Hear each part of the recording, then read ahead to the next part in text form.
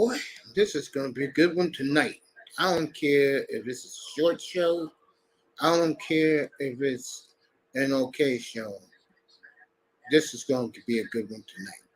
I'm going to talk about the man of the hour for me, going to the Hall of Fame tomorrow afternoon. But before I do, let me acknowledge the other Hall of Famers because this is a good class. This is the first time in a long time that most of the guys, matter of fact, every guy but one being inducted is a defensive player. Everybody's a defensive player. I've never seen that before. All the years I've followed football for a very good time, for a very long time, I've never seen this. All right, here we go. I'll start with Darrelle Revis since I'm not too crazy about him. Oh, they treat this man like he walked on air, which was BS. Okay, I'm gonna keep it real here. The only reason why Darrelle Revis was so hyped up because of the New York media. Okay, another guy like this is this Sauce Gardner guy. I mean, he's okay, but let's see Sauce this year. Okay, Diggs week 1, CeeDee Lamb week 2. Week 4 they play against the Chiefs. Let's see him cover Travis Kelce. Okay, week 4. All right, and then AJ down in Philadelphia week 6. Okay, let's see him do that. Okay, let's see him do it. All right, I'm talking about Sauce Gardner. As far as Revis goes,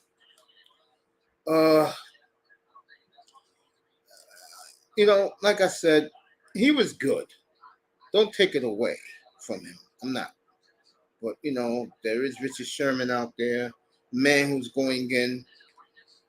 Ken Riley definitely saw his career. Rondé Barber, and you could talk all that shit about Regis Island. Okay, the New York media. Okay, he got a chip in New England. Gift wrapped by Russell Wilson. Let's be real here. All right.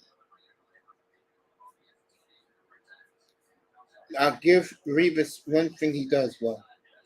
He was about his money. Okay, you don't pay him, he's not showing up. Okay. And for what you paid, let this man get paid. He did his job. I'll give him that. Okay, I'll give him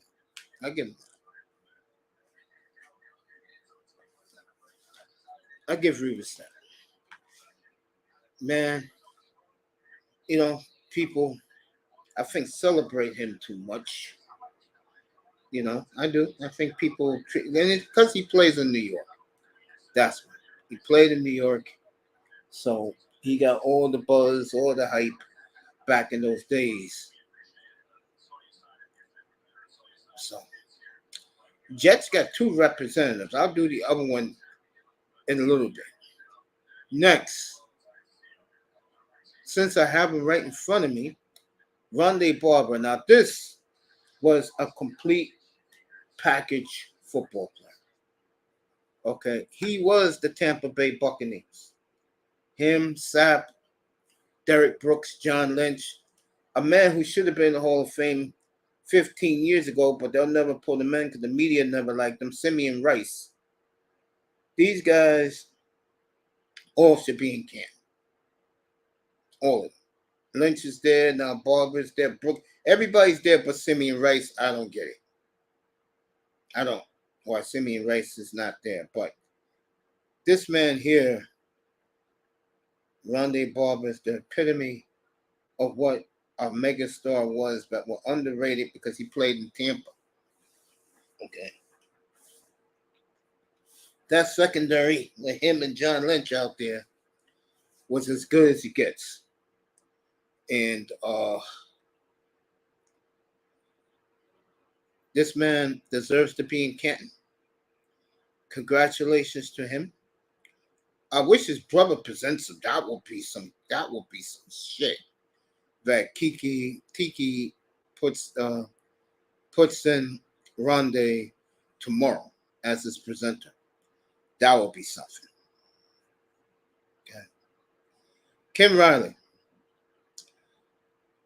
When I was a kid, Cincinnati Bengals, this guy was outstanding. I mean, outstanding. If I had to compare him to someone today or someone from yesteryear, I would say somebody like Champ Bailey. Riley had a terrific career for the Bengals. It's too bad he didn't win, but he's in the Hall of Fame. Way overdue, by the way. He was a fine player, and thank God he's still with us. And like Chris Collinsworth said, you couldn't have put a better man in Canton. There's a few good men in this Canton list. Next, Coach Don Coryell had, back in the 70s and 80s, this man's offense was ridiculous. All you have to do, if you want to see Coryell at work, watch Miami and the Chargers. Watch the first quarter alone of that game, how San Diego was up 24-0 before you could blink an eye. And then Miami fought back, took the lead. Chargers tied it. Uwe von Schamann missed 2 field goals. And Miami wanted to lose that epic game. And all the credit went to Kellen Winslow, deserved. But Coryell's offenses was just state of the art. And way overdue again that this man finally got to Canton. So congratulations to Don Coryell, Coach Coryell. His offense was just electrifying. I hate to tell people this, but people want to see offense. They don't want to see, unless you live in Chicago, Pittsburgh, Giant fans here in New York, they don't want to see defense. Hate to tell you that. Chuck Howley, Dallas Cowboy great. The only player in the history of the Super Bowl to win the MVP on a losing team. Super Bowl 5. A tremendous player. Him and trying to think of my man's name. I should be ashamed of myself. Great. Bob Lilly. There you go. Bob Lilly. There you go. The great Bob Lilly. Won to beat Miami in Super Bowl 6. That record of, I believe, let me get it right. Cincinnati, the Chiefs. Trying to think what Super Bowl that was. I think it was Super Bowl 55. Yeah. When Tom Brady, it took him 50 years, 50 Super Bowls for a team to hold another team without a touchdown. Tampa Bay did it to Mahomes 3 years ago. Chuck Howley, part of the Doomsday Defense in the late 60s, early 70s, finally inducted to the Hall of Fame. So for Cowboy fans, tip your Stetson to this guy. Great player, great player. Next. This player, even though I was not a Jet fan growing up in New York, this guy here was my all-time favorite Jet football player. And that is Joe Klecko. Oh, is this overdue? I'm so happy for him. I am so happy for Joe Klecko. Now, this one is 30 years overdue. This man should have got in 30 years ago. Real talk. And he's getting in today. And I'm glad he's getting in. He deserves to get in. And what a hell of a football player. Man made the Pro Bowl in 3 different positions. This guy here is one of the all-time great defensive linemen to ever play the game. And I am so glad that he is in Canton tomorrow. So congratulations to Joe Klecko.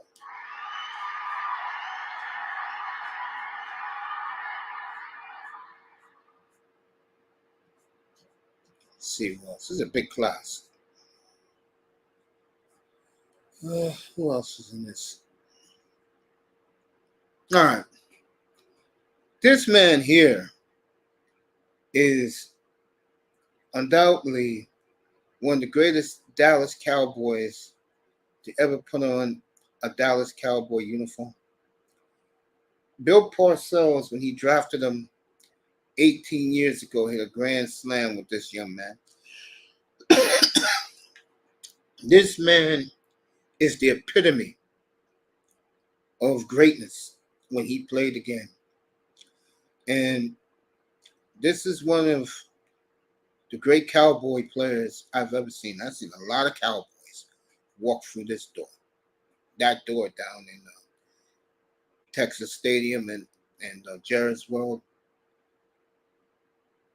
This man should have won with Dallas. We know that. But he got his chip with the Denver Broncos, and he said that he's going to celebrate both teams tomorrow. That is a classy thing to do. So, DeMarcus Ware, you got the call to the Hall, family. Congratulations. And you're going in tomorrow to Canton. You deserve every second of it. Congratulations, my brother. What a great football player. What a great football player. Let's see who we got left.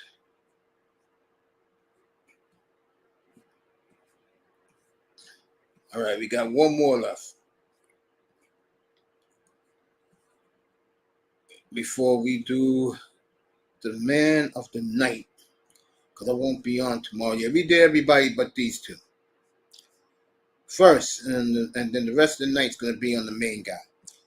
Joe Thomas. What? Oh, goddamn.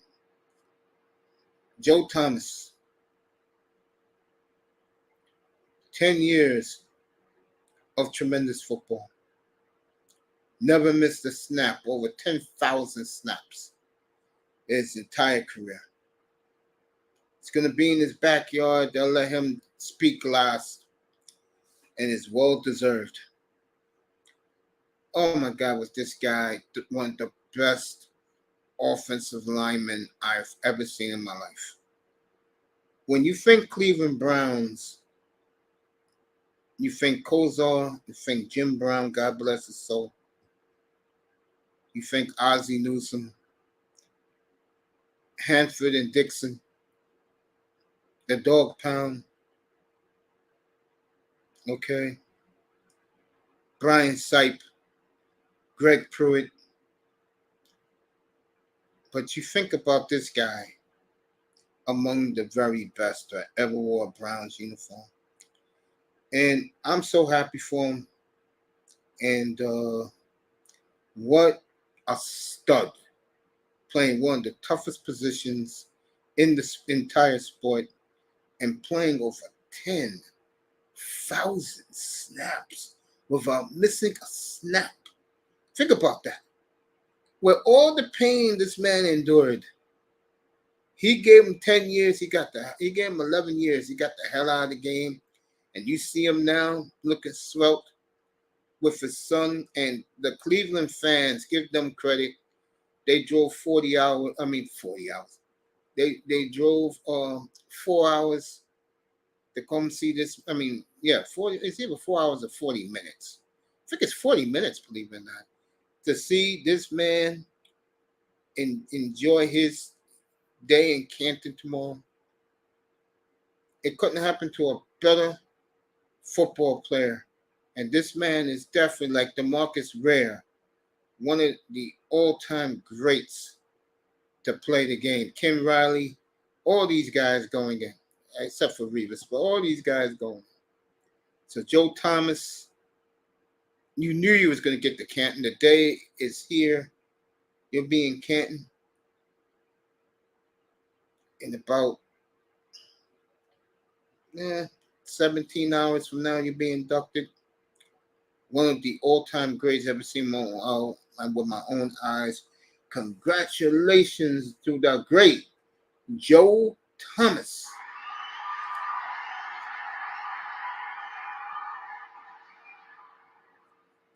Which leads me to this man.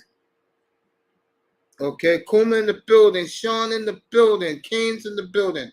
We're going to celebrate this man tonight. I don't want to hear about these flunkies, these clowns who haven't won a playoff game and God knows when. I don't want to talk about them tonight. I want to talk about this man right here who's won a couple of playoff games, I might add. All right, I'm going to start saying hello to everybody in the chat. Zachary Thomas, Jimmy Johnson said it today. His favorite all-time player, and he sure is. And Jimmy said because this guy was a fifth-round pick, no one gave him a chance. He was too small, too this, too that. Was maligned in his career because of guys like Ray Lewis. And you know how I feel about Ray Lewis, Urlacher, guys like that. You know what I'm saying, fellas? So I'm going to finish this because it's going to be a while. So give me one.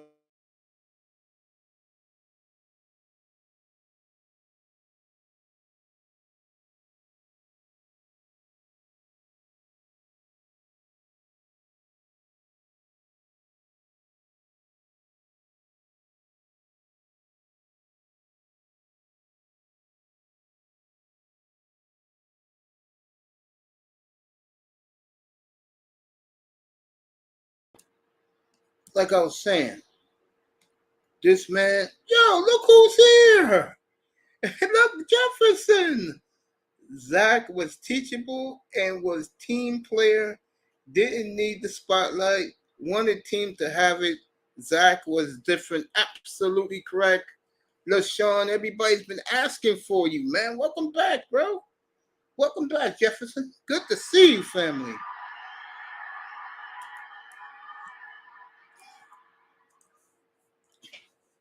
Zach Thomas epitomized heart, grit, guts.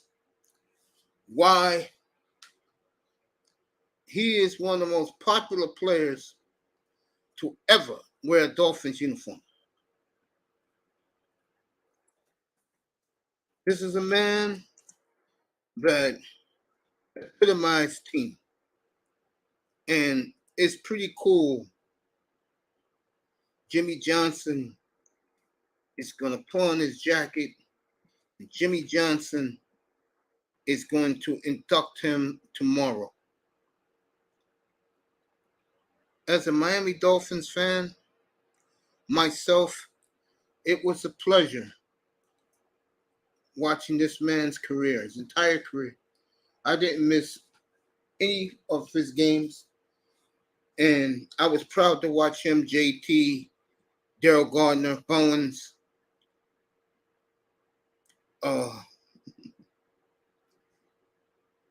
Sertan and Madison. What a great defense. What a great defense. And this man epitomized what a superstar player was. But like I said, Ray Lewis, Brian Urlacher, just to name two, got all the shine. I'm fresh air as long as I don't type. I'm back from the shadows. It's great to see you, man. But Dolphins fan, we always cool. Facts. Well, most of us. Okay? Most of us. Most of us are cool. Okay?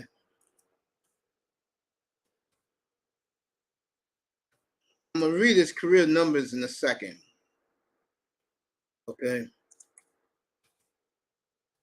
What a career this man's had. He had to wait 12 years to get in. And once you don't get in on your 15th try, you're out.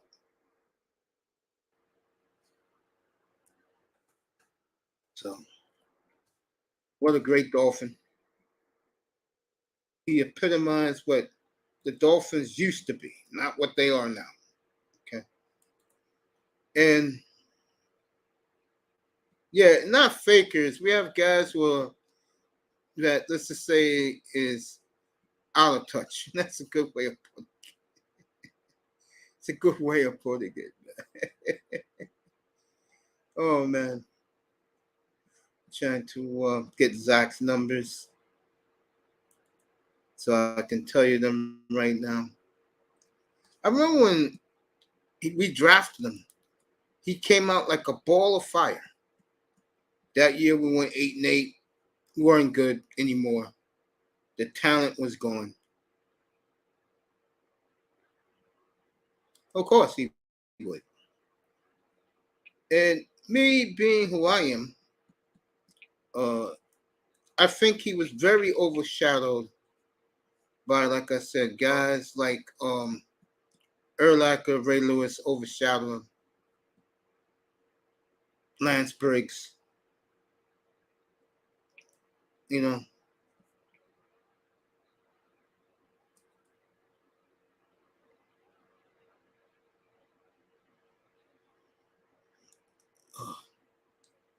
Guys like that.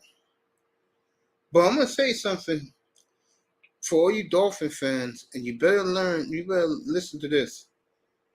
This is the last time you're gonna see and you're not gonna get your act together. So this is gonna be the last time you guys have a Hall of Famer, unless Jake Scott, Dick Anderson. I know Kuchenberg is gonna get in eventually. It's gonna be the last Hall of Famer you're gonna see for a long, long time, representing the Dolphins uniform. I'm telling you that right now. You think any of these clowns, Tyreek don't win here. Tyreek's going in as Chief. You better know that. Ramsey's going in as a Ram. You better know that. Because that's where those two guys got their chips from. All right? You better win something big, or it's going to be a long time before you're going to see another Dolphin in the Hall of Fame. A long time. So you people better.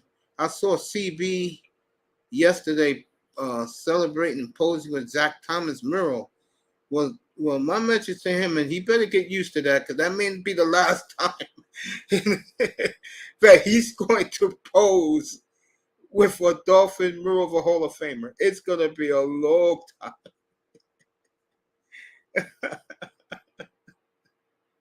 Oh, man. It's going to be a while. It's going to be a while. A long while. Like I said, Dick Anderson, Jake Scott, and Bob Kuchenberg. Know what I'm saying? Zach Thomas, 5-time All-Pro, 7-time Pro Bowler.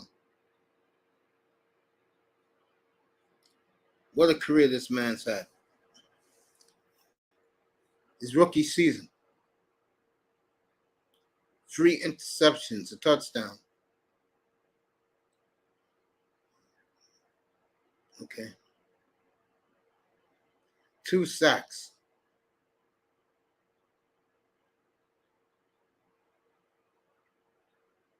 154 tackles.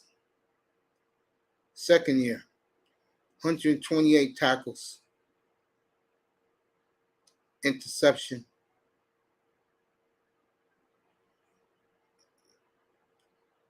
His third year, 137 tackles. Let's see. Intercepted 1 pass. Didn't recover a fumble that year. 134 tackles. Interception. A sack. 2 sacks his third year. Sack and a half his 5th year. 155 tackles. 3 sacks.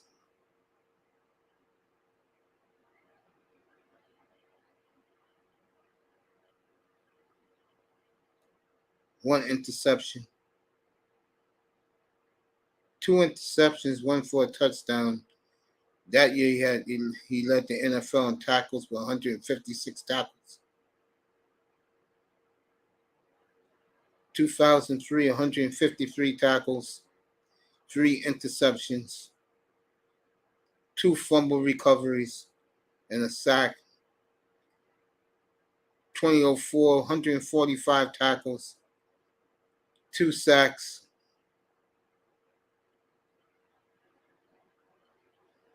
4 pass deflections. 2005, 162 tackles,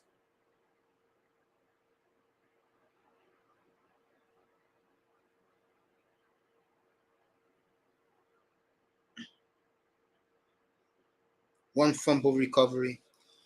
2006, Jason Taylor's Defensive Player of the Year. He led the NFL in tackles with 165 tackles.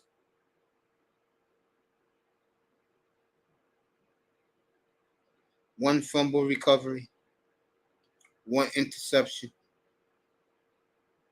2006, that was 2006. 2007, he was hurt. 2008, for the Cowboys, his last year as a pro, 94 tackles, 1 sack because Parcells threw him out the door, 1 fumble recovery. In his career, he had 1,734 tackles, 1,107 solo tackles, 627 tackles for loss in his career. 74 tackles for loss in his career. 627 assisted tackles. 20 and a half sacks.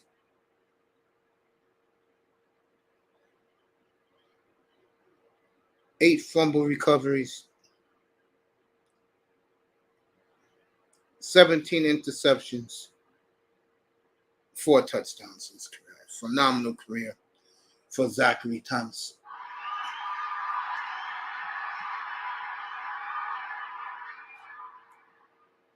A true Dolphin through and through.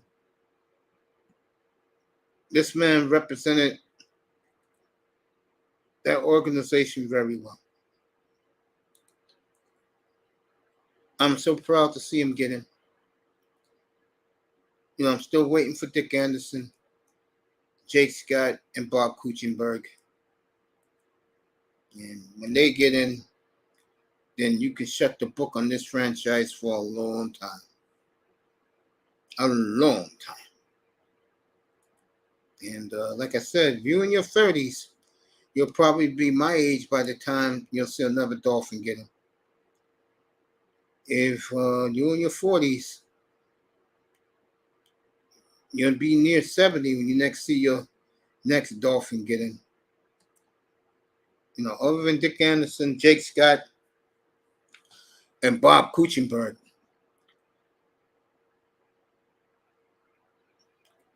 I don't know. I really don't know.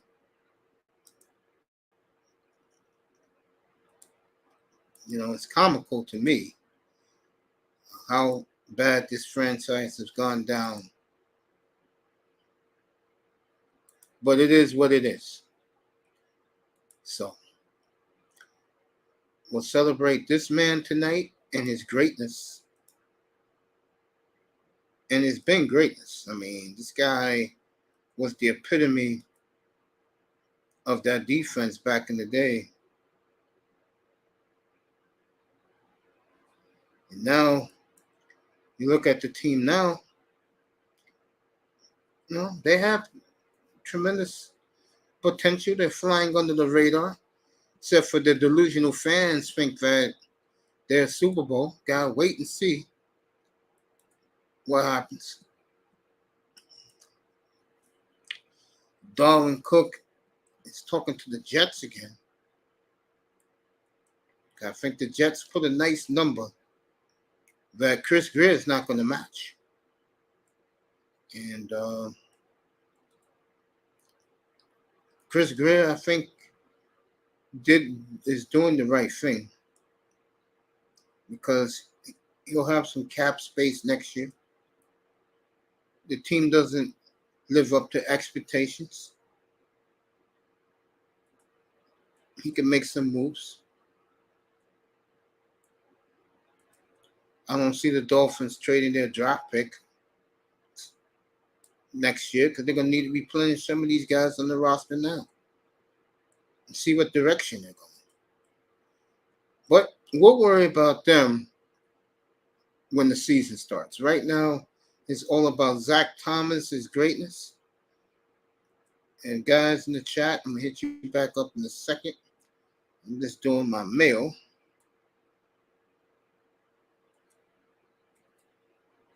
And, ooh, boy. Let's see who's in here now. Canes is here. 2 is all right. We got to clinch a playoff spot and win a playoff game before we can even think about a Super Bowl win. That is facts. Jets 2 years of bust. I think Rodgers is going to play a little longer than 2 years. Bob isn't in as much as we was loved. No, Kuchenberg's not in. Not yet. Dick Anderson, I totally agree with Steve DeBerg. You know, I saw Steve DeBerg lose today to Marino in the old quarterbacks club competition today. I was watching that. Boy, did Marino dominate that. Zach Thomas got interception for touchdown versus Steelers. Miami 21, Steelers 0, 1998. Yes. Countless time coach will call a player away from his eyes. He was a problem. Yes. Thomas career tape highlights. Yeah. Speaking of that, 3 weeks from tomorrow, we're going to do Dan Marino. We're going to celebrate Deadly Dan the Magnum Man. And boy, do I have electrifying highlights for that night. Okay. All right. You're gonna see some electricity that night. And the Dolphin fans of right now, they wish they had a quarterback like Dan Marino. The nerve of some of these fucking morons in these rooms saying Tua is better. Tua is not a pimple on Marino's ass. Okay. And we're gonna celebrate Dan Marino 3 weeks from tomorrow night. We're going to do the highlights. We're going to do everything of Dan, some of his greatest touchdown passes. Oh, man, what a career that man has. Steve DeBerg beat Dan Marino in 1989. Did he? He beat Marino in 89? Okay. You know, 305 is a big Steve DeBerg fan. Yeah, but you better celebrate tomorrow, Dolphin fans, because this is the last Hall of Famer you're going to see for a long time. A long time. You people will be grandfathers, great-great-grandfathers by the time you see them get another Hall of Famer. Mr. Miami says, for real. Yeah. Hell yeah. Shit. You're not going to get a linebacker like that man either for God knows how long. Okay? It's going to be a long time before you get another linebacker like Zach Thomas. I wish Dan would have won that first Super Bowl as a rookie. Thing that affected him his whole career. He was subbed in 1 game away. Dolph Slofius, what's up, family? We miss you too, man. Good to see you, Dolph. Let's say what's up to you in 305. Oh, yeah. I mean, what can you say? Let me tell you something right now. Zach Thomas is so good. He's better than anybody on the Dolphins defense right now. I mean, remember one thing about Canton, Ohio. What's going on, fam? I got a couple of people say hello to. Let me say something about Canton, Ohio. You have to be the great of the greats against your peers to make it to Canton. And he had better numbers than Brian Urlacher. But Urlacher played in Chicago, and Miami is looked upon in the NFL as much as they love Miami and they're very down on Miami right now. It's a mid-market.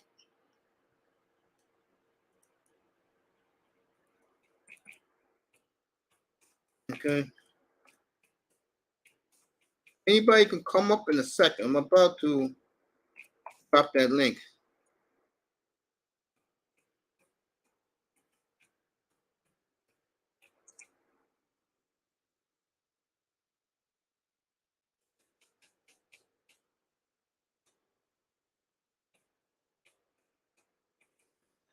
So, what a fabulous career this man has. And it's just unbelievable how great this player is or was. You know what I'm saying? I know Miami's going to celebrate him tomorrow. I know that. I just wish Mitchell and Ness would have made this jersey available. I will buy it right now. They got his rookie jersey in Mitchell and Ness. He played many spots, both sides of the football to get to the pros. I heard Jefferson's back. Say what's up to Darth Slofius. Good to see Darth back. As hard as he works. We're going to talk about this man tonight. And in 3 weeks from tomorrow night, we're going to do Dan Marino. That's going to be good. I already got everything set up for that one.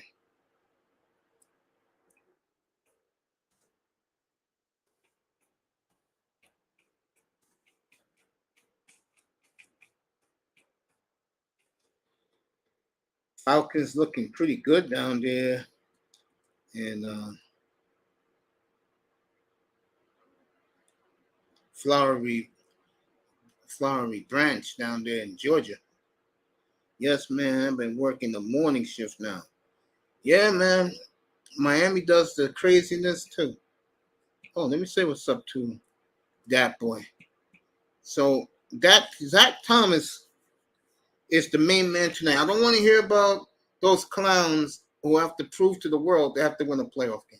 But I will say this for them. I think the best thing that's happened to them, today's team, they're flying under the radar.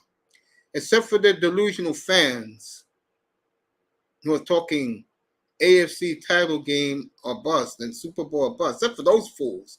Everybody else knows they still are the most inept franchise in the NFL. And for Omar Kelly, I didn't talk about this the other night, but for Omar Kelly to call them out like he did about faking the footage for two of his long passes, Dolphins been doing bullshit like that for years. I see the beautiful Toya's in the building. What's up, girl?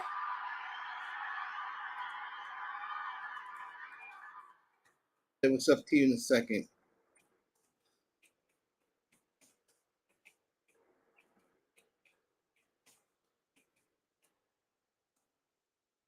So, Toya loved Dan Marino too. I expected to be up there that night.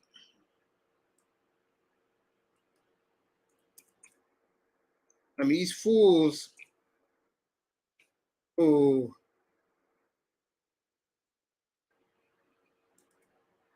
never seen the greatness. I found the footage today, and boy, did that bring me back some memories.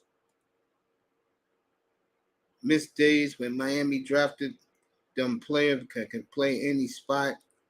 Guy on special teams, he'll start. Yep, facts. Well, Miami again, they got a lot to prove. You know, love you, baby. I love you too. Saying what's up to you right now. I don't know. I just think that, in my opinion, that they gotta get it done this year. I don't want to hear the bullshit excuses. Oh, this happened, that happened. No, no, no, no, no. Win a goddamn playoff game.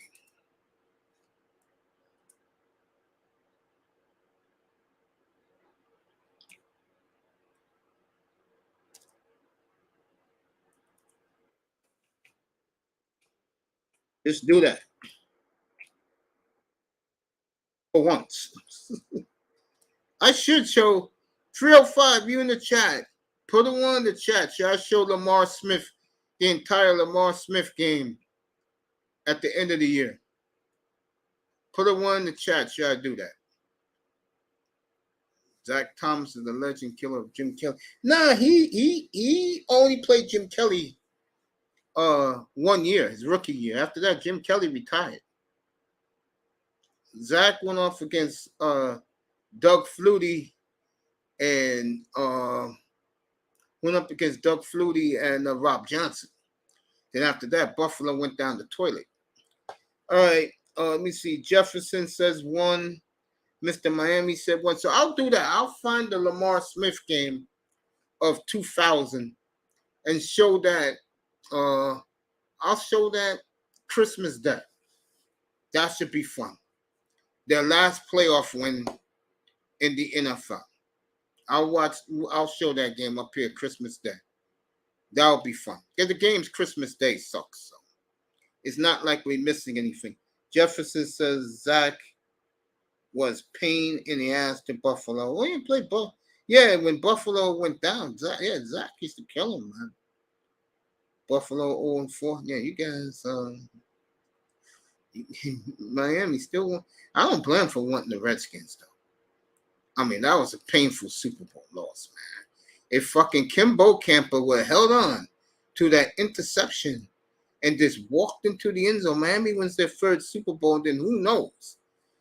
Against the year we lost to Seattle. I think if we would won that Super Bowl 305 and LeSean, we probably went back-to-back Super Bowls again. We would have beaten Washington. Hell yeah, we were beating the Redskins, bro. Again. You know what I'm saying?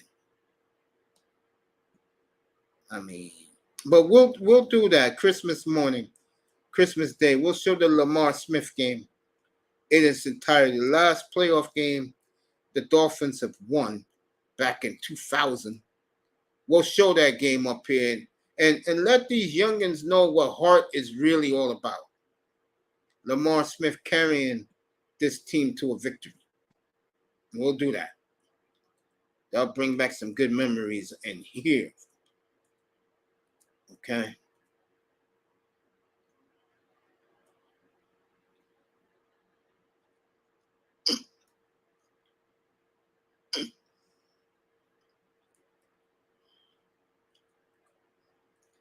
So, I mean, Taylor on one side, Trace Armstrong, Agumlier on the other side, Daryl Gardner in the middle with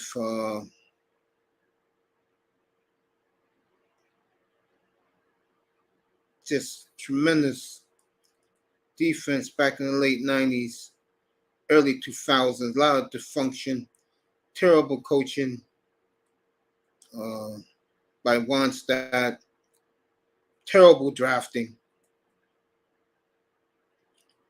You know what I'm saying? It was just, a disaster all the way around.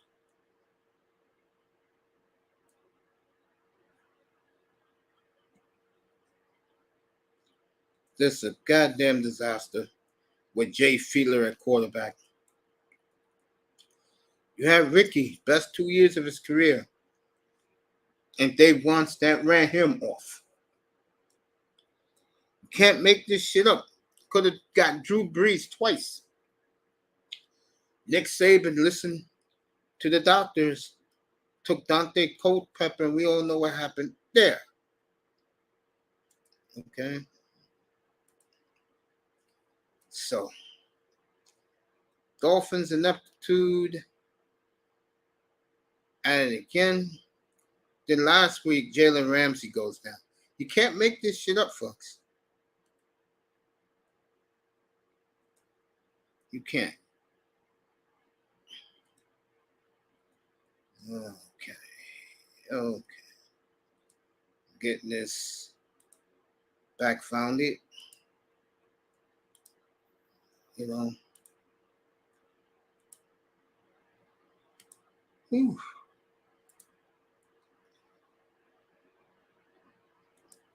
I mean, you think about some of the all-time great Dolphins. I'm talking Mandich, Greasy, Nat Moore, Mark Clayton, the great Paul Warfield, Manny Fernandez. And that record still holds 17 and a half tackles in a Super Bowl game for a nose tackle. That's why I said when I did my the greatest Dolphin defense and offense, Manny Fernandez doesn't move off the nose tackle.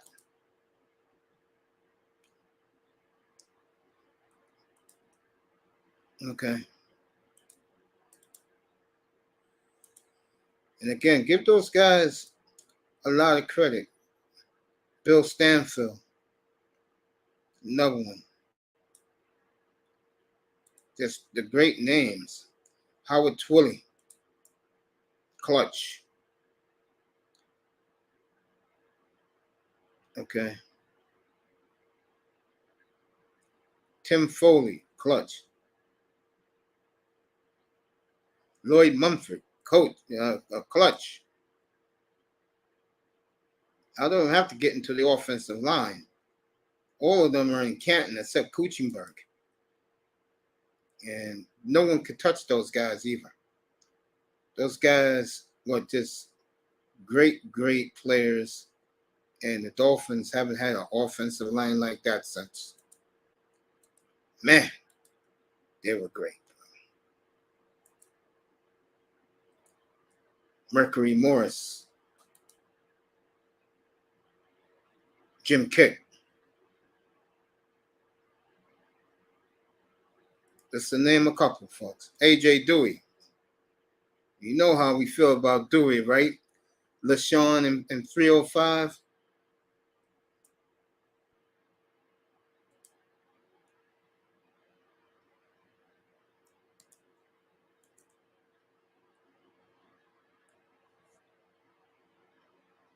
So, Zach Thomas joins that elite group now. And he deserves it. So, I think I serenaded this man. Well, not that much. What time did that come on tonight? Let's see. Oh, yeah. I gave him too much love. All right, let's go, boys. Scott Mitchell was beating almost everybody in 93. It didn't. We all know what happened to Scott Mitchell. All right, Zach Thomas tonight. I don't want to hear about the present team.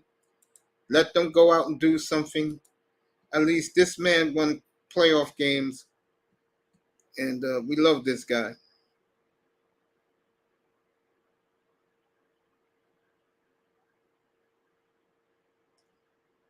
Chris Greer ain't going to do that, bro. Chris Greer loves SEC. Maybe Florida, but not Florida State and Miami. And what has Florida has given? I mean, I know they're going crazy about Anthony Richardson. You know what I'm saying? We're not doing Jordan Love tonight. We're not doing Jordan Love tonight.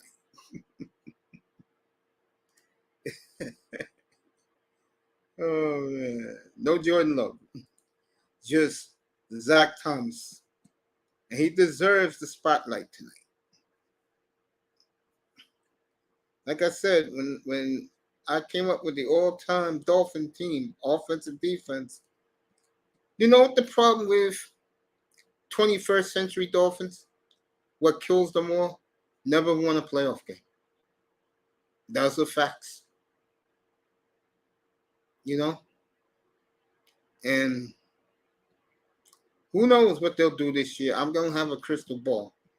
I'm not predicting doom and gloom for them. I picked them to win the division. After that, I don't know. I really don't know after that. Seriously. You know? I really don't know what happens to them if they win the division. But that's why you play the games. And in 5 weeks is for real.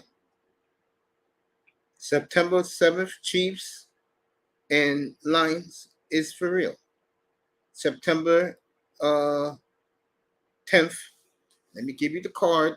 Who's playing that day? Let me give it to you. So you know who's playing that day, folks. Here we go.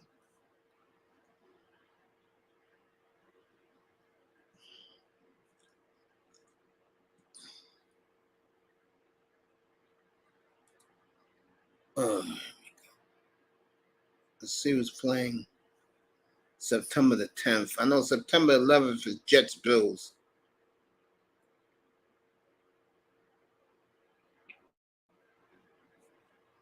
So I congratulate all the great players who are going to Canton tomorrow. And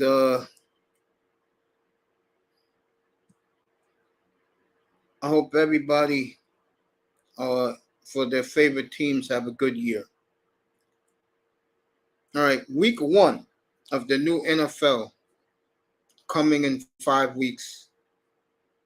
You know, Detroit, Kansas City, Carolina, Atlanta is very interesting. Ritter is going to get his first start. He's looked nothing but spectacular. And Carolina got Bryce Young. Carolina is pretty damn good. Texans at Ravens, who cares? I'll be doing the Browns and the Bengals up here. That'll be my game. You'll see the brand new thumbnails coming out and the pregame show. And the thumbnail will be whoever the game I'm doing today, that day. Okay. I'll be doing Bengals at Browns. Jaguars and the Colts. Buccaneers and the Vikings. Titans, Saints is interesting.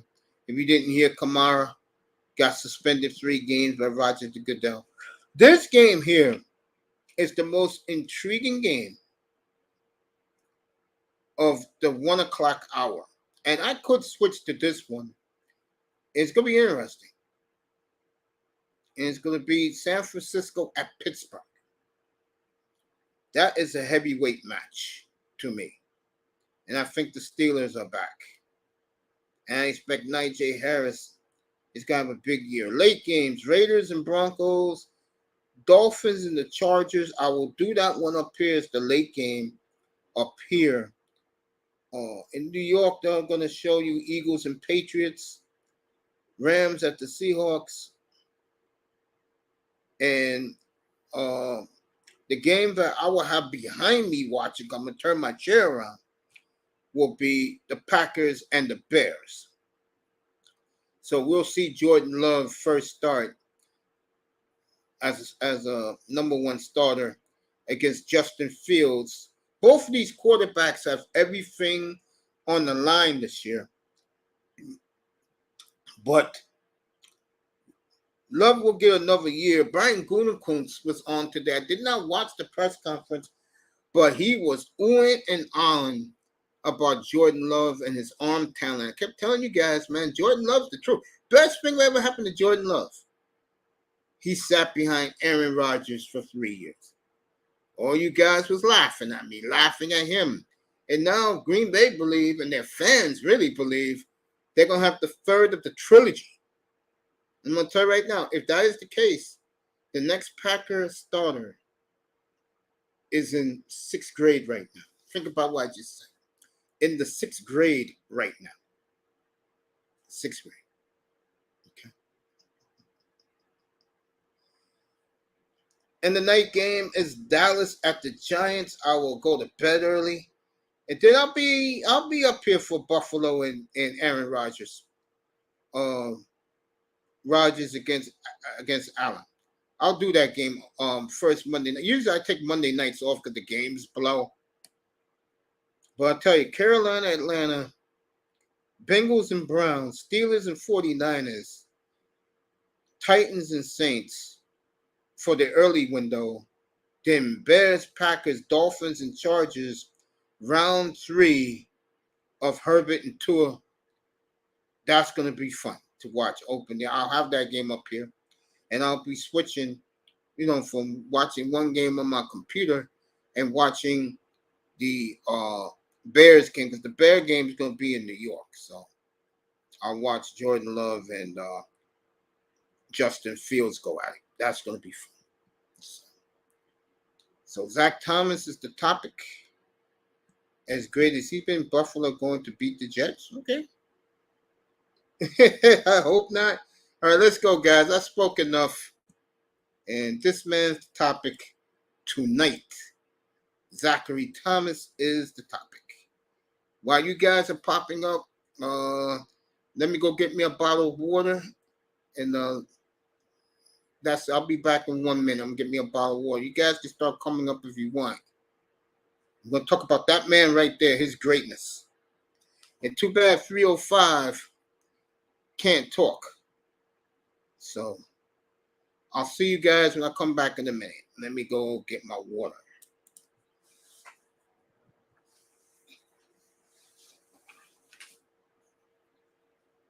Whew. Go get that water real quick. Oh.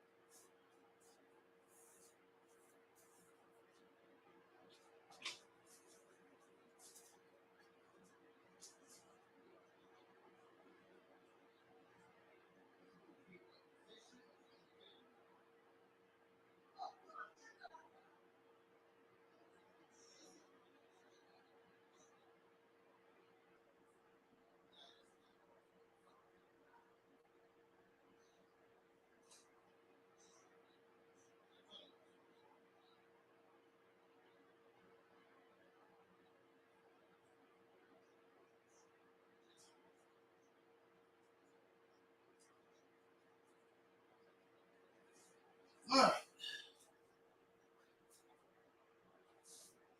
Zach Thomas, one of the all-time greats. A man who I saw from day one, one of the great draft day steals in Dolphin history.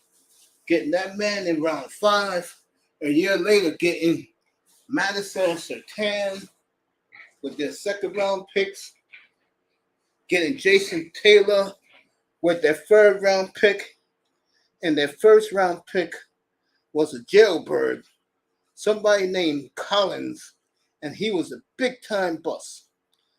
Jefferson is saying, sorry, I dropped a like. I had not listened to your whole show. Life wants test my grown man again. Okay. I would hold Burrow out the preseason. Yeah, they're going to hold Burrow out the preseason. They're going to do that. You don't have to worry about that. You know that man knows what to do. Oh, man. Hey, good evening, Mace. Yo, what's up, bro? Zach Thomas is... Well, you saw Zach Thomas' entire career because he was a kid. What do you think about him? I think he was one of the most electrifying linebackers on the Dolphins. I think in the entire league when he played. Yeah, that man was electric. And I remember seeing some of his hits, and then hearing the announcers say, "There goes Zach Thomas again, knocking a man out."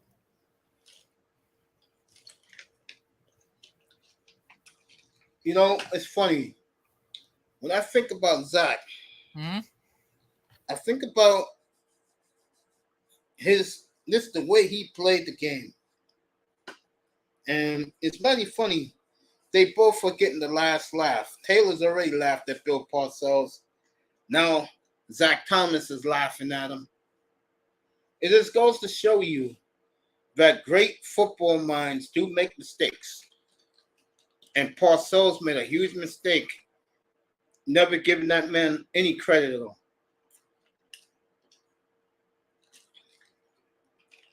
To end up your career with the Dallas Cowboys, man, that doesn't look right. Yeah, doesn't. Very nice. Jimmy Johnson will induct him tomorrow. He will put on his jacket. That should be nice. You know, Jimmy, by the way, Sam Weiss is interviewing Jimmy right now in one of these, I guess you would call, they're showing the footage of Zach Thomas being inducted to the Hall of Fame, when Jimmy went to his house. They're showing it right now.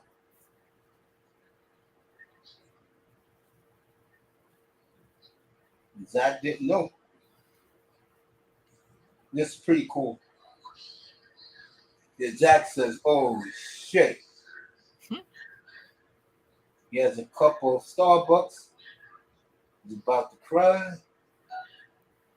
And Jimmy's gonna tell him.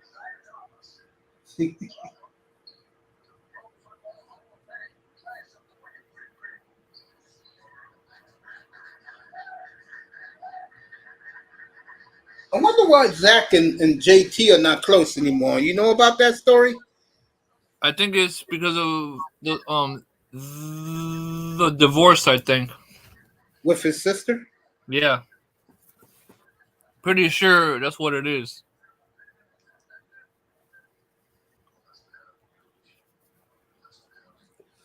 One of the all-time greats, bro.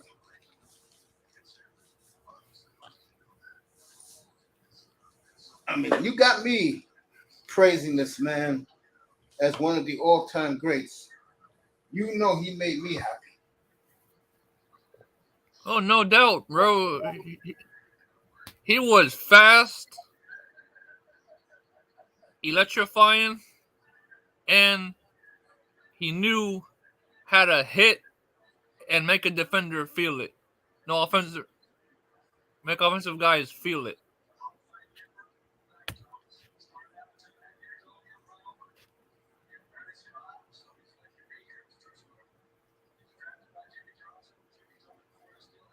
Zach Thomas's little brother, Bart.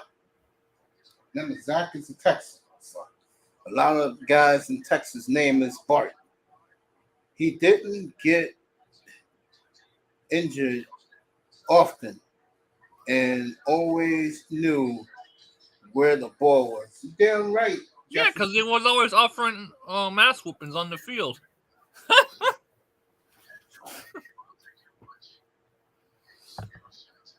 From what I can remember, this guy was one of the players on the Dolphins who, when you saw them on the field, you were shaking in your boots. He is the one football player that Nick Saban was very scared of. He wanted to kill Nick Saban every day. Nick has security, make sure Zach wouldn't hurt him. True story. Damn, that's tough.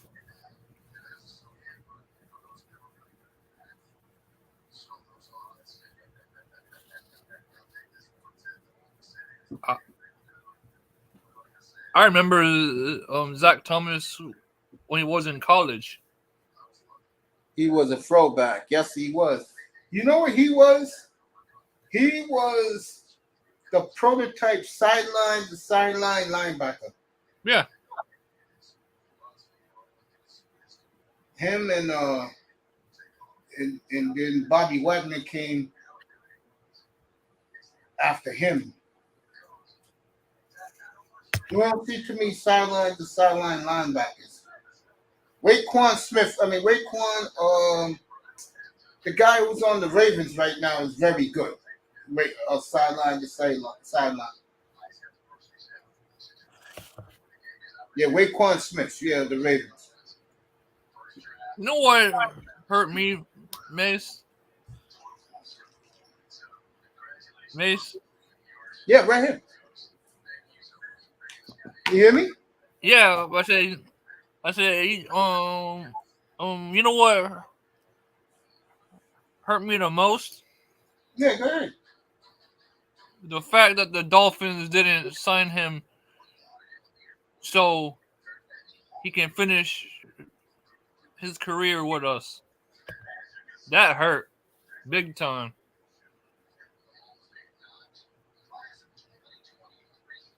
And I remember when he spoke with ownership and the GM, and they told him, "Yo, it's been nice, but we can't afford you no more." It wasn't really that. Parcells didn't want him. And that made me lose all respect for Parcells. Parcells got rid of both of them. Yeah, that hurt big time. Taylor went to the Redskins and Zach went to the Cowboys. Yeah, and since then, the Dolphins haven't had any luck replacing these guys. Not only that, they haven't had any star players. Yeah. Until Tyreek Hill came. I'm sorry. I see Tyreek Hill as a Chief. Oh yeah, unless he wins a Super Bowl in Miami, he'll always be a Chief. Yep. And same thing with Ramsey. I see him as a Ram. I see him as a Jaguar, but you could see him as a Ram. Yeah, I agree with that. Yeah. Because he won there. Yep. I mean, it's like, who was the player? It was on Monday. What's his face said it?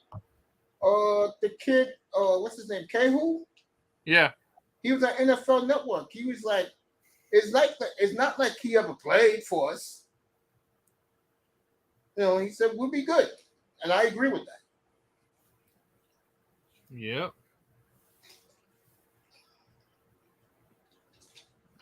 And Tua healthy. Yeah, but number one, can they pound the football? Good luck with that. It's looking like Dalvin Cook has went back to the Jets to talk to them again because I guess the money is enticing.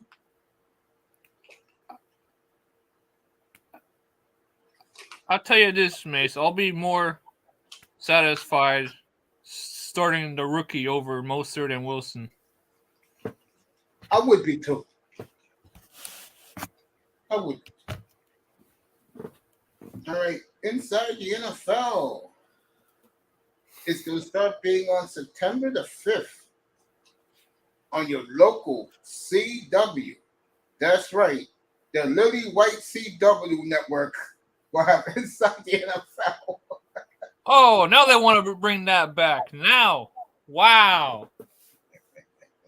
Now they want to bring that back. Give the CW a lot of credit.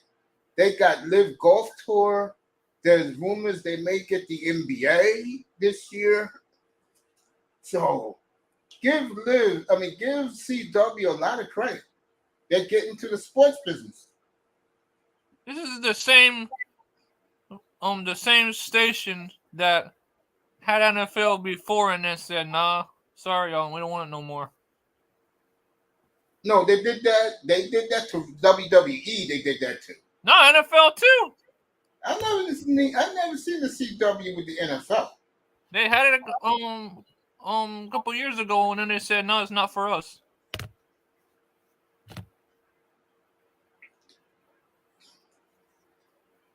I think it's. I guess somebody said they want it back. I guess.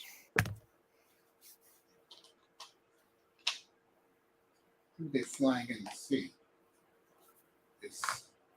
Who's the next Hall of Famer they're gonna knock on the door? Jefferson says Zach Thomas wasn't just a linebacker. He is sideline to sidelines, but was Iron Man, played both sides of the ball while playing for Texas Tech. Can't let's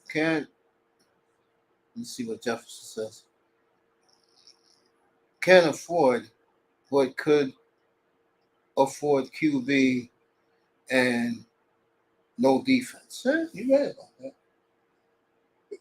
All right, here's Ty Law. So Ty Law is going to see Darrell Revis. They're from the same hometown, Aliquippa, PA. So is the guy from the Rams. I forgot his name. I'm always forgetting his name. The best player on the Rams, defensive tackle.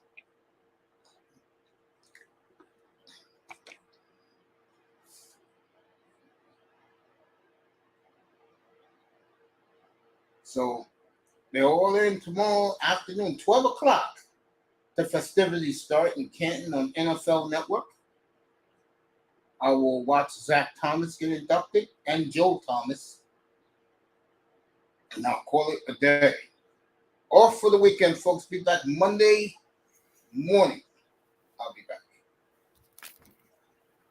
Well, I'll tell you, Revis got a hell of a house, man. Damn, how many cars he got? 10? Is that necessary? You got a whole garage.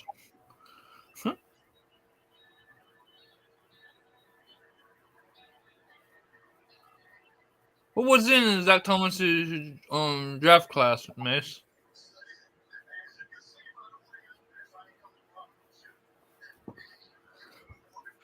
Who is it? Zach Thomas's draft class? Yeah. Keyshawn Johnson. Uh-huh. Terry Glenn. T.O. Wow. Marvin Harrison. What a class, man. Wow. That's a hell of a damn class, I'll say that. Who was the quarterback that year? I'm just trying to think. Who was the number one quarterback? I know the year with Warren Sapp, there was no quarterback.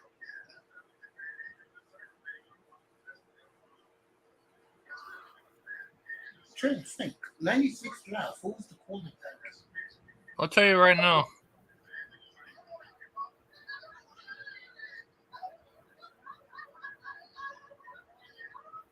Number one pick was the quarterback. No. They didn't have one that year. Yeah, that's what I thought. Yeah, because Keyshawn was the number one pick overall. Yeah, they had Tony Banks in the second round though. Tony Banks. Yeah, in the second round. One thing about Tony Banks, he can get fine women. That's the only thing he gets credit for. That brother has some fine black women on his entourage, bro.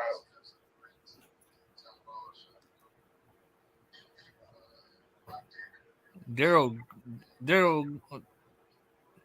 Geez, Dolphins have some good picks this year. Woo-wee. Damn.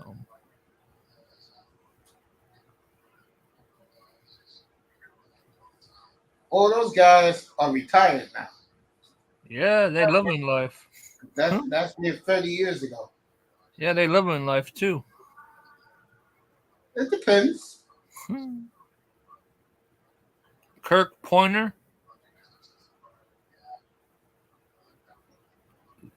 Kurt Warner. Curtis Jones.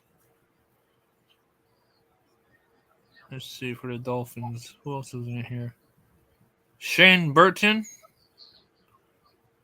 No, and no, Zach Thomas. Don't remember those guys. Sean Wooden. He was good. Yeah, I remember He him. know the game. He was good. He was awesome. Let's see. No, he was all right. He wasn't Brock Marion. Jeff Buckley. Nope. Oh, Jeff Bucky. Nope. Let's see. Bryce Hunter. Nope. Huh. Yeah, the Dolphins had some pretty Bad drives. pretty bad. Yeah, that's the truth. 97, they took a running back in the first round that was a felon.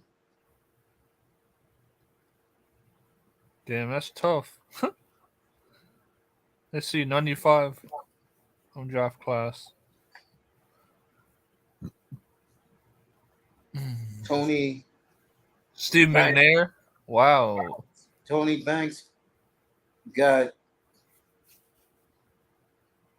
Super Bowl Dolphins, championship ring. So what? He did it on the bench.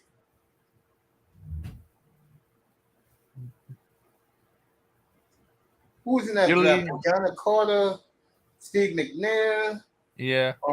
Kerry Collins. Yep. Galloway. Yeah, Joey Galloway. 96 had Corey Dillon in that draft. Sapp was in there too. Yeah, he fell to what? He fell to 12. Yeah.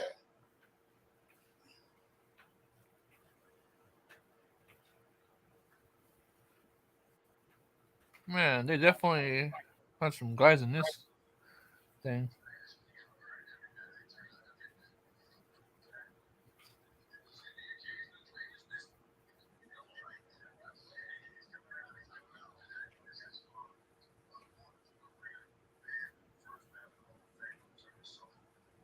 What year was the Devin Hester in?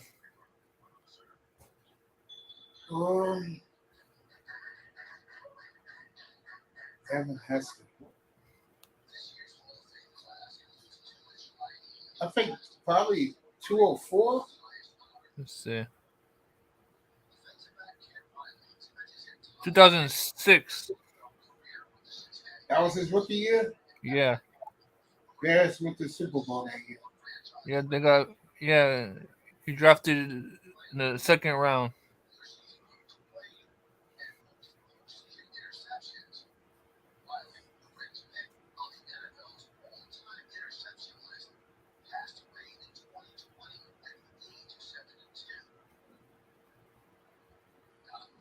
(2006) NFL draft.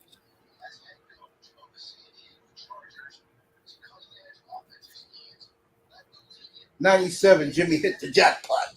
Yeah, you ain't lying about that.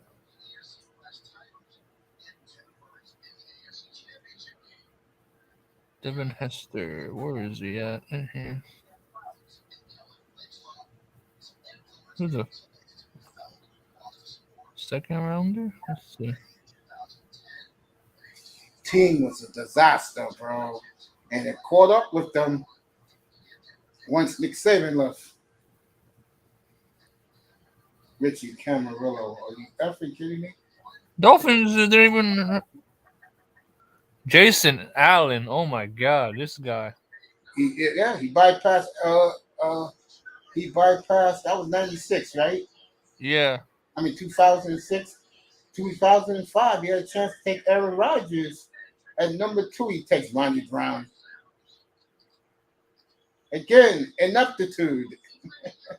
Shit, I can't believe what I'm seeing on this damn screen. I tell you that right now. Derek Hagan? Oh my God.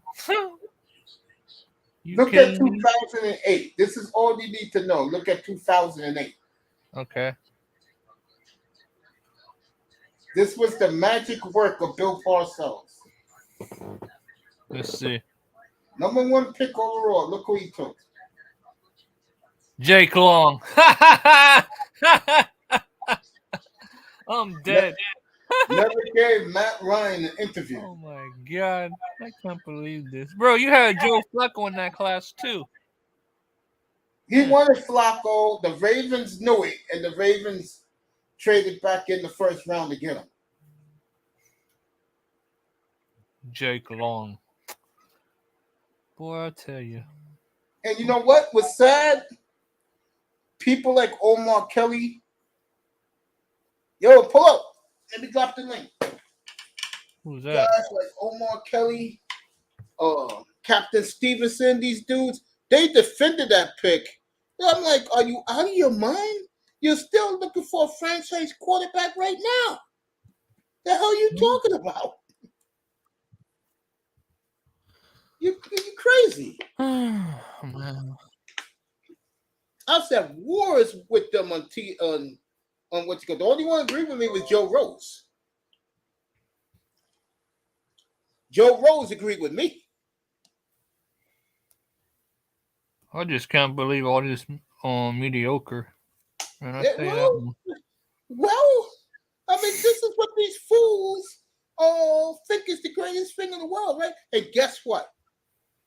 You know who's been there since all this buffoonery? Take a guess. Greer. Bingo. He's been there since 2000.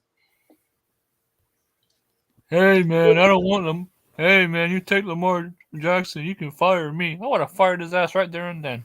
Now, I love what he said last week about Dalvin Cook. And he was honest because that's typical Chris Greer. You know, we really like him, but we like who's in the room right now. English, we're not paying that man no more than $4.6 million. Take it or leave it.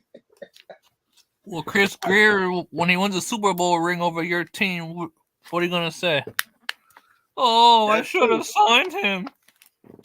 Yo, Platt, get up here, bro. We'll talk about our new gambling segment every Friday night during the NFL season.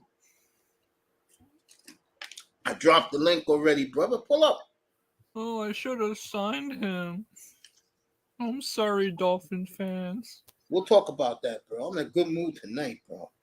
And I want to thank China White again for giving me that lecture the other night. What was that? Tuesday night? She was up there Wednesday night. Tuesday. Something like that. Yes, she said it straight to me. She was right. That's why I gave her no pushback. We're gonna start a new platform this year, starting September 8th, and we're gonna do make your picks. And this man is gonna be the host of it, the great Platinum Elite's with us.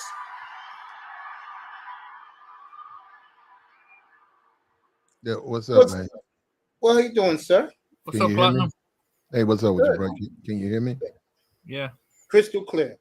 I enjoyed your shows earlier this week. It was outstanding. Okay, I appreciate it, brother. I tried. No. You can show your appreciation with the Cash App. You know that, right? Yeah, I'll do that this week, I promise. You ain't gonna mace me, are you? No, I'm not gonna mace you. Okay. I am not gonna mace you. I don't know if it'll be Friday, probably Thursday, but we'll figure it out, Mace. Take your time, man. Preseason, last night's game. Now, I mean, if you betting on preseason games, you probably need to. Well, I'm not going to say that. I mean, you got to. It's a lot of factors that come into the preseason. I agree. That's why I don't take these games seriously. All I want to see in these, and I don't watch this week coming up games. Don't mean nothing to me. In 2 weeks, I will watch because I want to see how certain players look. Yeah, you know well, it's only 3 of them, and some coaches don't care, and some coaches do care. Ravens, I know they care, but that's when the line maker he creeps up on you because he knows. So he's gonna make he's gonna make you pay more for him. Not to say you won't win, but you won't win as much, and then you got to pay more. The Browns, Jets. The Browns, I don't know who the guy was in the fourth quarter. Who is that guy? You know who that is for the Browns? Yeah, some guy named Washington, I believe. You know where he's from? I saw in the highlights what he did. You know who he's from? UCLA. Is he like this his first year? Was he just like a free Yeah, he's a agent? rookie. They got him in the 5th round. Oh, okay. So yeah, the guy came in, and that's what you need if you're gonna do preseasons. That's what you're looking for. Guys who starving to make a team, who gonna give you them extra efforts, and that's how the Browns were able to win that game, and they covered because of that. If not, they would have just lost. So I mean, I'm just sitting. No, I've done it off and on. I've done preseason. Tony Dungy was a guy who didn't care.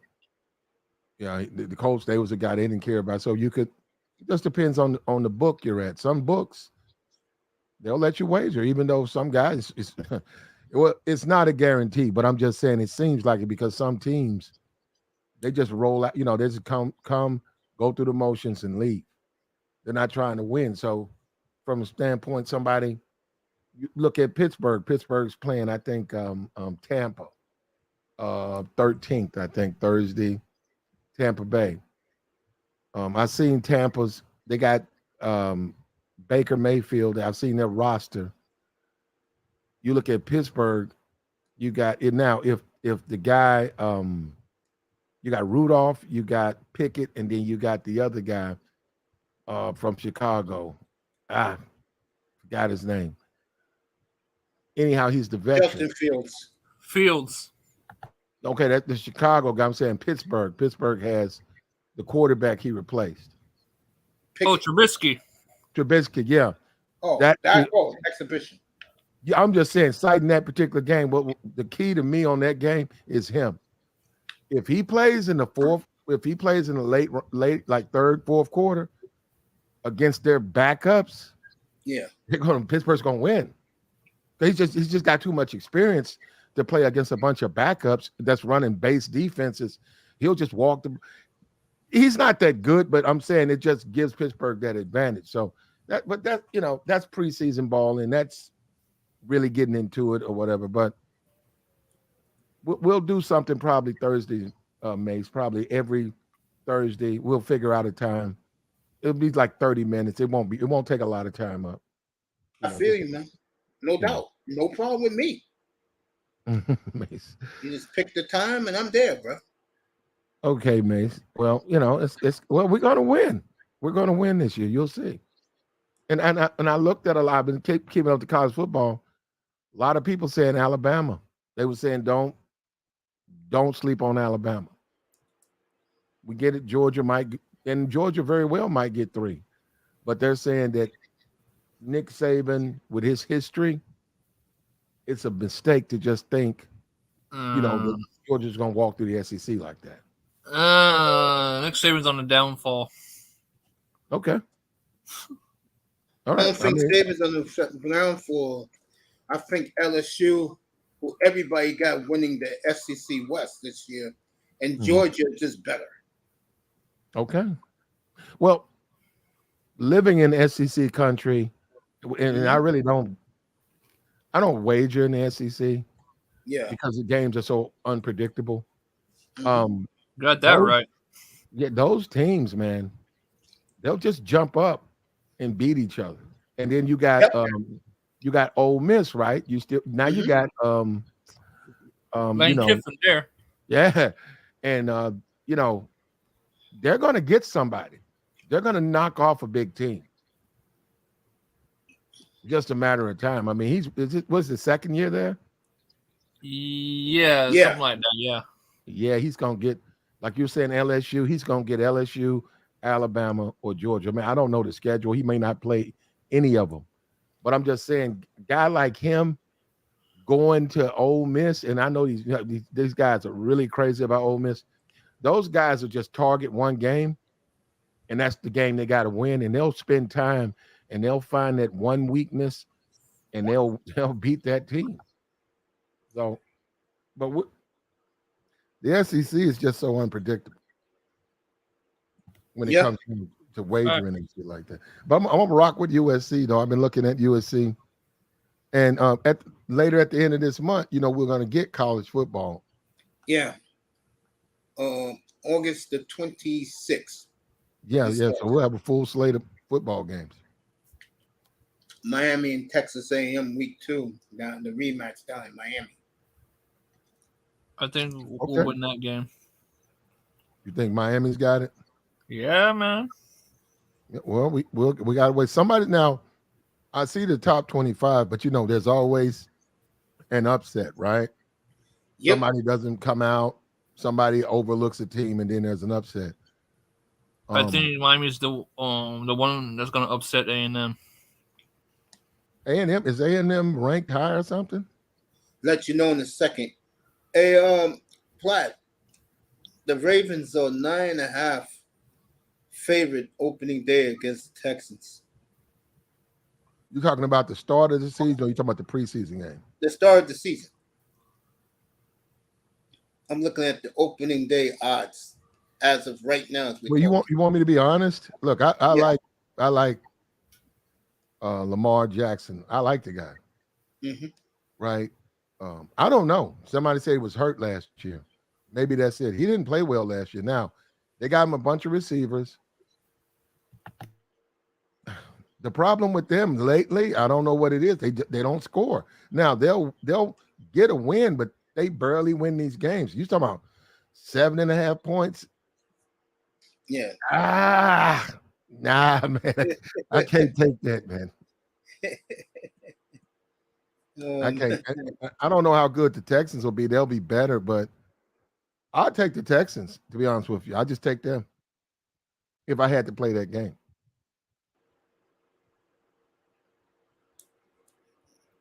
Yeah, you would take the Texans in a 9.5. Yeah, I think there's too many points. I don't know where they get. If you look at the Ravens, they had a hard time scoring, and their defense. That's another thing. That's not your Ray Lewis Ravens shutdown. The defense is okay. That defense is not that good. They got an okay defense. I agree with that. So if you're not scoring with an okay defense, you're not going. If you win, you're not going to win by much. That's true. When you look at the Jets, right? Because I know Aaron didn't play, and I know they got Cooks, right? Yeah. So good. They got Aaron, they got Cooks, but Jets. I'm looking at their defense. I don't think they have anything of anything special at defense. So they're going to be able to score. I'll grant you that they'll be able to score, but they're not going to be able to stop any quality team. So the whole Aaron thing and Cooks thing, that looks good, and I think they might make the playoffs, but they're just the Jets. They're nothing special. And that's what I'm saying. When you look at that, you got to say, hey, the line maker, Aaron Cooks, he's going to be making them favorites in a lot of these games early on till people look around and say, man, the Jets really ain't that good. And that's what I'm saying. You can step in, go against the Jets. You're rolling the dice that the Jets are not as good as the public think they are. So you get your points. You go. But they're young though, man. That's the scary part. Okay, well, they weren't. I wasn't impressed with the Jets. Oh, I know it's preseason. I wasn't impressed with them at all, though, in that Hall of Fame. They wasn't really doing anything. Yeah, because they don't want to get nobody hurt. Yeah, they don't want to get nobody hurt, yeah. Okay. Now, in 2 weeks, when the starters play 2 quarters, then you could see a little something. Hey, I gotta go look at the schedule to see who they're playing. Yeah, I'll do it for you in a second. Texas San Antonio is ranked in the top 25. Good for them. UTSA.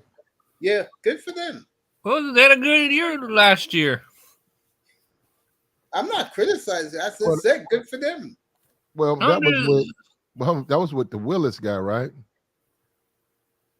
Nah. This is the Willis was 2 years ago. Okay, who's their quarterback? I have no idea. I could find out though. Okay.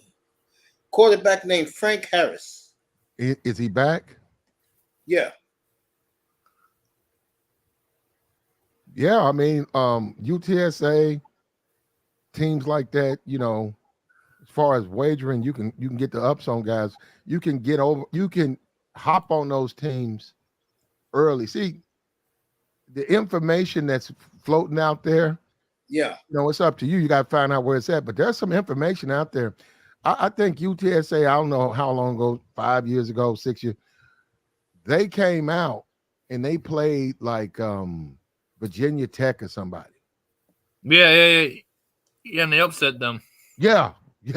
And they were like 17-point dogs. Yeah, I saw that game. Okay. And the word, right, on the message boards, I'm talking these you know what I'm saying, these information boards, was that it was like UTSA will beat them. Guys were talking about, I know the quarterback, I watched him in college. They was like, this team is ready. This team is ready. That coach is ready. And sure enough, they walked in there, man, and boom, they couldn't stop. Pretty good. Yeah.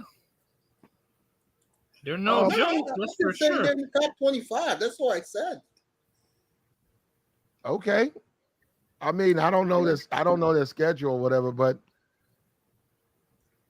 you know, I haven't really looked at the board. Now, you know, I'm going with Ohio State. You know, I can't help myself. I'm going, and you know, hey, I trust the process. They're gonna reload, right? They're just gonna reload. So, but I think it's 30. I think I looked. It's like 30.5 points. See, and what I mean by make you pay, they know Ohio State's a good team, but that line is too high. That line needs to be about 19.5. But because it's Ohio State, just because to take the Buckeyes, you got to pay extra. You got to pay them extra 10 points. So then you got to go to some other team. You said, well, fuck that. I'll watch it, but I won't put no money on it, right? Yep. Yeah, I think Ohio State's finished, I think. Michigan's here. You know what I mean? This is all they're talking about, bro. Championship game. Georgia, Michigan. I'm not just saying that either. Michigan ain't gonna make it. And Michigan finally beat Ohio State once. And no, they beat them 2 years in a row. They beat them twice? Yeah, in a row, yeah. Yeah.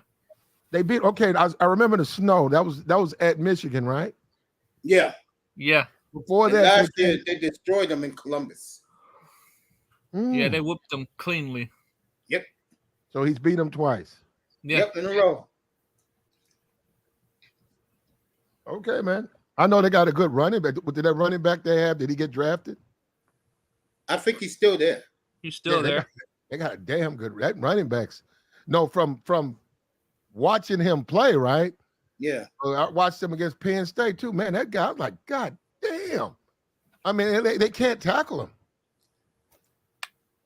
They was hitting him in the backfield. That guy would just break off and tear off a 12-yard run. I was like, damn, who is this guy? Yeah, man. I'm gonna say this. The Jets play the second exhibition game. They play Tampa Bay at home. Okay.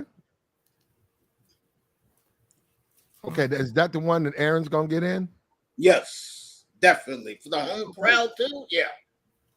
We'll see. Yeah. We'll see. What I think I might do, yeah, as far as this preseason, is just rock with the Ravens. And I've done that before.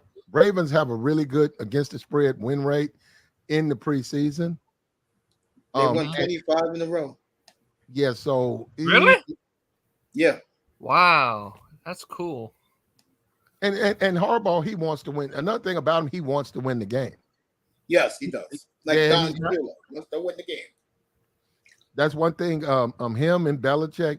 Some of those guys I've seen them. Tomlin is one. I've seen guys damn near take a knee with 2 minutes left. No, I've seen it. Let me say something, man. Now that Trump or whatever, this gambling thing is legal now. You know, you got to do it certain places, but it's legal. Yeah. Let me tell you something. Those people expect those teams to score. And what I mean by that is this. Those people say, hey, look, I'm a booster. I'll help your team, or I'm a fan. Hey, I got box seats. It gets back to those coaches. You can't just be taking these knees. We put the price of this, box seat season tickets on the game, and all you had to do is run the ball in, and you're up here playing games, talking something. You don't want to run up the score. Why not? No, I'm saying, and it gets back to I'm saying in certain coaches, man, I know certain coaches. I can tell the way they play. That sounds familiar, doesn't it, Miss? Yeah. You can see the way they play. It'll be 30 seconds left. They're calling timeouts. Mm-hmm. Yeah, you know what I'm saying? It's like, man, with 30 seconds left, ball, they kick the kickoff. They're throwing deep. Speak the facts, Platinum. Speak the facts, man. Preach. And like, okay, I'm saying, being watching them like a Steelers, right? I'm watching Tomlin go prevent, and I'm watching, say, like a Panthers. They're just taking their time. Yeah. And the guys calling timeout, and it's like, now there's 15 seconds left on the 25-yard line, first down. And he backs everybody into the end zone. He just puts everybody in the end zone, and the guy runs, hits the 5 yards, hit the 5-yard line, catches it, and just walks in the end zone. Yep. Yeah, it's like you stupid. That's why you gotta be real careful.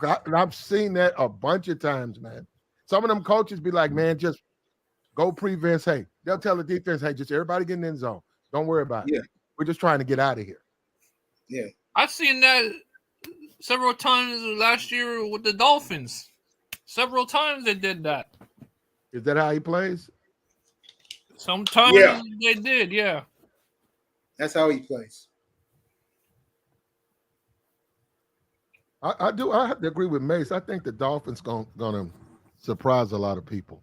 I do too. Now, the question for them is, can they finally win their first playoff game since Y2K? Don't see it happening. Well, I think they're gonna be real good. A funny stat about the playoffs, right? Mm-hmm. If you're a gambler, right, is no home team has ever. Okay, if that home team is an underdog, right? If it's Dolphins versus Steelers, and they make the Dolphins an underdog, right? Yeah. First round, this is the first round of playoffs, and they'll go all the way back to the 60s. They'll say no home underdog has ever lost in the first round of the playoffs. And you get that stat, or you get that little, that little figure, and you hold on to it, and you just watch. You ain't got to wager, and you're like, damn. And for me, I've wagered, and sure enough, never. It's like 100%. And I don't know if the public knows, but if the public finds out, the line maker make the adjustment. But a lot of times they do not want to make that home team an underdog because it's never lost. Now, I didn't say a home team has never lost. I said a home team that's an underdog has never lost. Yeah, some kind of way, man. I don't know what it is. You put the money on there, boom, you'll win. Yeah, I've heard that before plenty of times. And there's a stat about 6.5, 7.5 in college football. I got to go find that, but it's something about if a team is 7.5, you take the opponent. 6.5, you take the home team. And it's got a 80% win rate. And they said, see, that's like they're going against they said in the line maker, right? They're scared to move the line, but if you catch them, if they do it, you fall into odds where just the odds are in your favor. Where it's 80% win rate. Now I don't know. I got to go back, but it's right there, man. And it's like 7.5. And that's why certain teams you don't want to bet against, because you'll be saying, okay, Alabama versus Ole Miss. And Ole Miss is like, I'm a 7.5 dog or something like that, and Yeah, it that's a just, truck game. yeah, but I don't remember the exactly how it reads. But you don't want to bet either one of 6.5 and 7.5. If you don't, because I'm saying I gotta know, I have to go find it, but you don't want to be betting into that. Yeah, you gotta stay away from that. Some people don't even look at the game, man. Some people just go, they get their games, they bet, go play golf. There's a chick right now, a real cutie too, young black girl. She's on that channel, The Volume, and she's their odds maker. And she goes, I don't give a damn if they win as long as they cover it. I get my parlay. Parlays, that's cool. Parlays are cool, but parlays are like sucker bets. They're cool, but like my thing is always pick your team, take the over. Pick your team, take the over. That's two team parlay. You ain't lying. You know what I won with that last year, Platt? I mean, I went hog wild with this team. San Francisco always took the over every week in here, bro. What do you think if not Brock Purdy, but the quarterback? They say he looks horrible, man. Who, Purdy? No, Trey Lance. Oh, so what if Trey Lance starts and Purdy's not able to start? I don't know. Can Purdy throw now? Purdy's looking good in camp, bro. He got a sleeve on. Okay. His elbow. He's looking good so far. Okay. Trey Lance is a disaster, bro. It's sad. Well, there you go. There you go. So I'm saying they got Pittsburgh play. They come to Pittsburgh week 1 day. Yeah. Pittsburgh 3.5 right now. I mean, Frisco 3.5. It went up a point. I'm looking at Pittsburgh. Their defense is okay. I don't know where they're gonna get points from, but if they go with Purdy, you saying he's good. We'll see. We know the public's gonna be all on that. You know what I'm saying? If they go with Purdy, so you're gonna I'm gonna take the Steelers in the upset. Man, I don't know where they're gonna get the points from. They're looking explosive now, man. Telling you. They got offensive line. I've been saying it for the last 3 years. Okay. And you're gonna see the best of Najee Harris this year, man. Okay. Will Pittsburgh make the playoffs? I don't know. That division's loaded. The problem with Pittsburgh is simple. Mike came in. He had a quarterback, Ben. He rocked with him way too long. He rode Ben. We got to admit that. As far as him as a coach, he never built the deep. Now he's got to do all of that. And I'll give him with the guy from Miami and the other coaches. They seem to be putting a decent defense together. I'll give them that. But that offense, man, I'm telling you, it's not going to happen, bro. It's not going to happen. Surprise you, man. No, it's not. I'm not going to be surprised. They're not going to. Okay, we'll see, man. So you really. I just don't see it. What? I'll take Pittsburgh week 1. How's that? And the 3.5. Over 49ers? Yes. I will take the Steelers at home. With the 60,000. Yeah, the 49ers ain't that good, bro. I'm going to take the Steelers. Frisco ain't that good, man. I think Pittsburgh, offensively, they're showing it in camp every day on NFL Network. They're going to play a wide-open offense with 4 wides. Okay. And a tight end.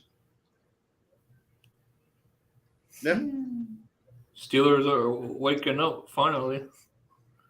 Yes, they finally got 2 offensive linemen that can play and starting right in the lineup. Okay. Finally, man. It's been a while for them boys. Like our good friend Kane's here. He's a big Steelers supporter. Yeah, so and the Dolphins one too. All I can tell you is black and gold.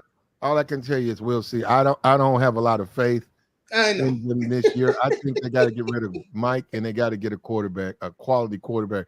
There's no difference between Mason, Mitch, or Kenny. There's no difference, bro. So Facts. as far as like looking at them to like lay some money, it doesn't matter because I can just say, hey, it doesn't matter who the quarterback is. They're all shitty. True. Yeah. So Okay. Let me see the touchdown number for Mason Rudolph. I forgot where he's at now. That's pretty bad. He's not a Kenny quarterback. Pickett. Let me see the over number. He was 9-7. I think no, he was 7-9. 7 touchdowns, 9 interceptions. He had I like two the concussions. Steelers from my grandfather's honor. He suffered 2 concussions in his rookie year. So that's already bad. He's 26. He's way too old. They picked him anyhow. Second year. You're dreaming, bro. And they're dreaming. So I'm gonna be right there, bro, dreaming too, because I'm gonna be going against them. Oh, Oh shit! I'll be playing right against them. Damn. Yeah, I'm gonna be going against them. I'm telling you, Oh man. I wasn't impressed by the Browns. You know that AFC Central. Yes. I don't think they have a defense. I'm trying to Ravens defense is overrated. People look at thinking Ravens when people keep thinking Ray Lewis. It's a different type of Ravens team. You are absolutely correct. Cincinnati, I think Cincinnati's overrated. I love the Browns in that division. I just do. I'm not sold on Deshaun. I'm sorry. He played like trash last. All right, bro. No, he was gone for 2 years. Okay. No, he's back. Yeah, he's back. You know now. what? You know what? I know Year. this is gonna sound bananas. Here we go. Man, I'd start that dude that was in the preseason game. That one that went and hit that linebacker, the guy from UCLA. Shit, I'd start him. You like that guy, don't you? Ben? No, I'm just saying that they didn't start doing anything till he got in the game. Well, remember, Watson didn't play. He wasn't even dressed. They played the scrubs last night. Okay. Well, you know, they scrimmage, so they've been scrimmaging the Jets the whole time. And you know, they're going through their practices, but they're gonna have to be serious. They're gonna have to really play. They'll play week 2. I forgot who they're playing, but they'll play serious week 2, the exhibition. Everybody is.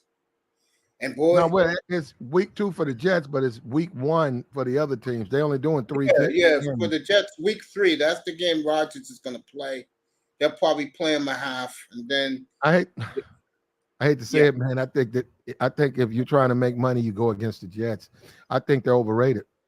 And what I'm saying is, I think Aaron is a step up over what they have, and Cooks. I mean, Cooks is Cooks, but I just don't think there's a total. I don't think that team is as good as Green Bay. And Aaron, you know, when he played for Green Bay, he was. I'm talking about last year or the last 2 years. He's okay. That team to me is not as good as Green Bay, so there's no way he's going to get the same production from that team. you like Jordan Love. Are you hearing the buzz of how good he is? I haven't seen him. I mean, I don't know. I mean, we'll have to wait and see. I don't think, you know, he's not going to be an Aaron Rodgers. He'll be who he is, you know, and we'll see if that's who Green Bay stays with. I totally agree with that. He'll be who he is. Yeah. I don't know what Minnesota is doing. Look like they're tanking. I don't know why. No, I think they win that division. You know, they said Brian Flores got those guys playing. Well, who they got for a running back? His name is Alexander Madison's his name. He was always Cook's backup. He's a bruiser type of running back. He's not a speedster type of guy that you give him the ball up the middle. He's another Natron Means. Remember him? Mm-hmm. One of those types of running backs, a bruiser. With a lot of this stuff, man, and watching that game, it's a lot of this stuff is, it's called gambling. Gambling is to a certain degree, whether you like it or not, it's guessing. Now you're a grown man, I'm a grown man. You don't have to put your money on here. There are no Yeah, guarantees. But to a certain degree, it does come to a feeling like I just feel that this team's gonna win, you know. So and you got to figure out how they're gonna how they put it together. But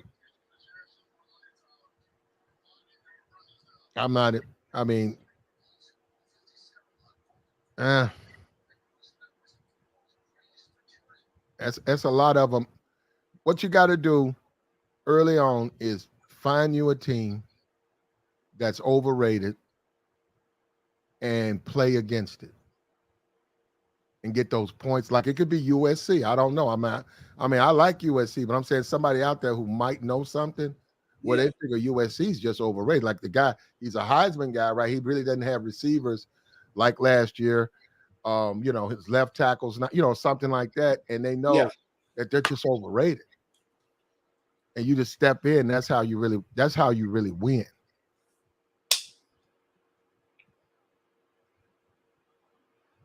That's the only way you can really make any bread doing this stuff. But I personally think Cincinnati is overrated.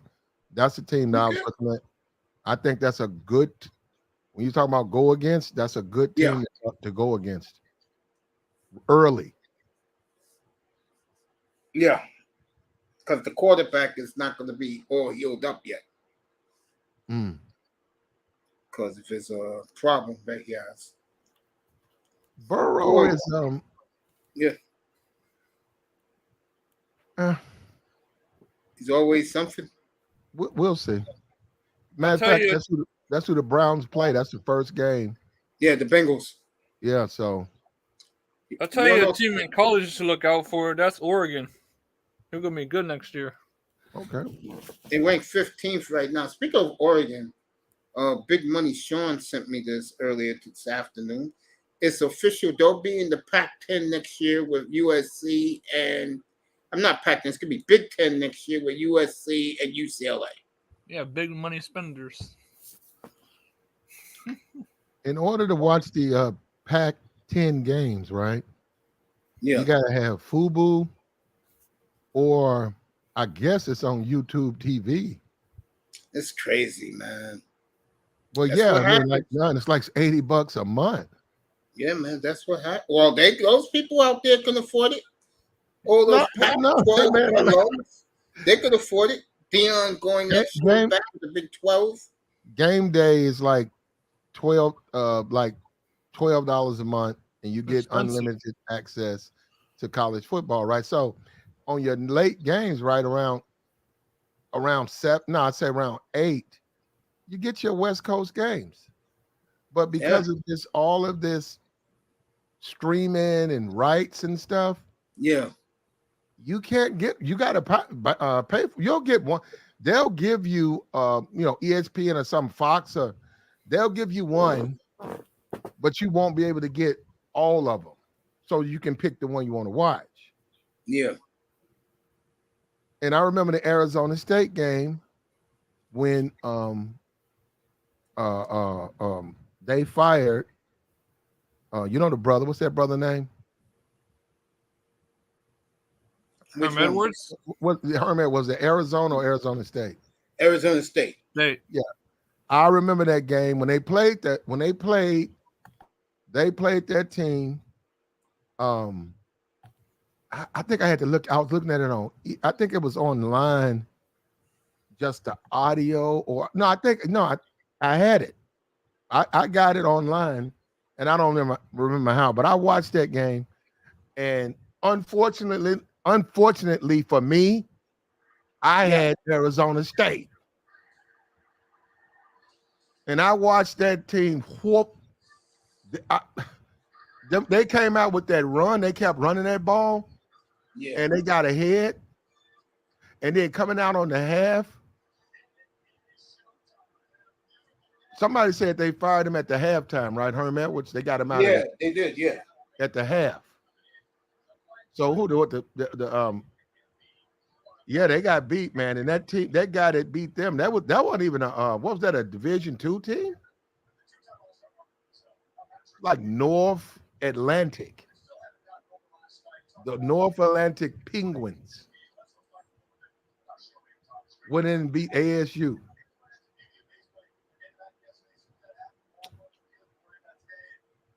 Yeah. Herm, man. Yeah. So what is he doing now? He's doing back ESPN. broadcasting. No, he's just in the studio. That's what he's just in the studio. Yeah, that's it. With Stephen A. Smith. Yeah. Oh, he rarely says anything. That's serious. Yeah. It's in the studio. Yeah. What is he doing? What is he there to talk about? Pro football, Yeah, you NFL. shouldn't. Look, I ain't got no problem with the brother. I know he's a retired NFL player and all that, but brother, that's unacceptable. That's unacceptable, brother. Man, that's unacceptable. Herm, that's ridiculous, man. To go and get beat by that team. Yeah. It's true, man. Yeah, That was uncalled for, unnecessary. Yeah, so James Harris, right? If I'm saying it right, Penn State, right? That's his name, James right? Harris, I think, went to Grambling, I think. No, the guy for Penn State. Oh, the coach? Yeah. Oh, I know you're talking about James Franklin.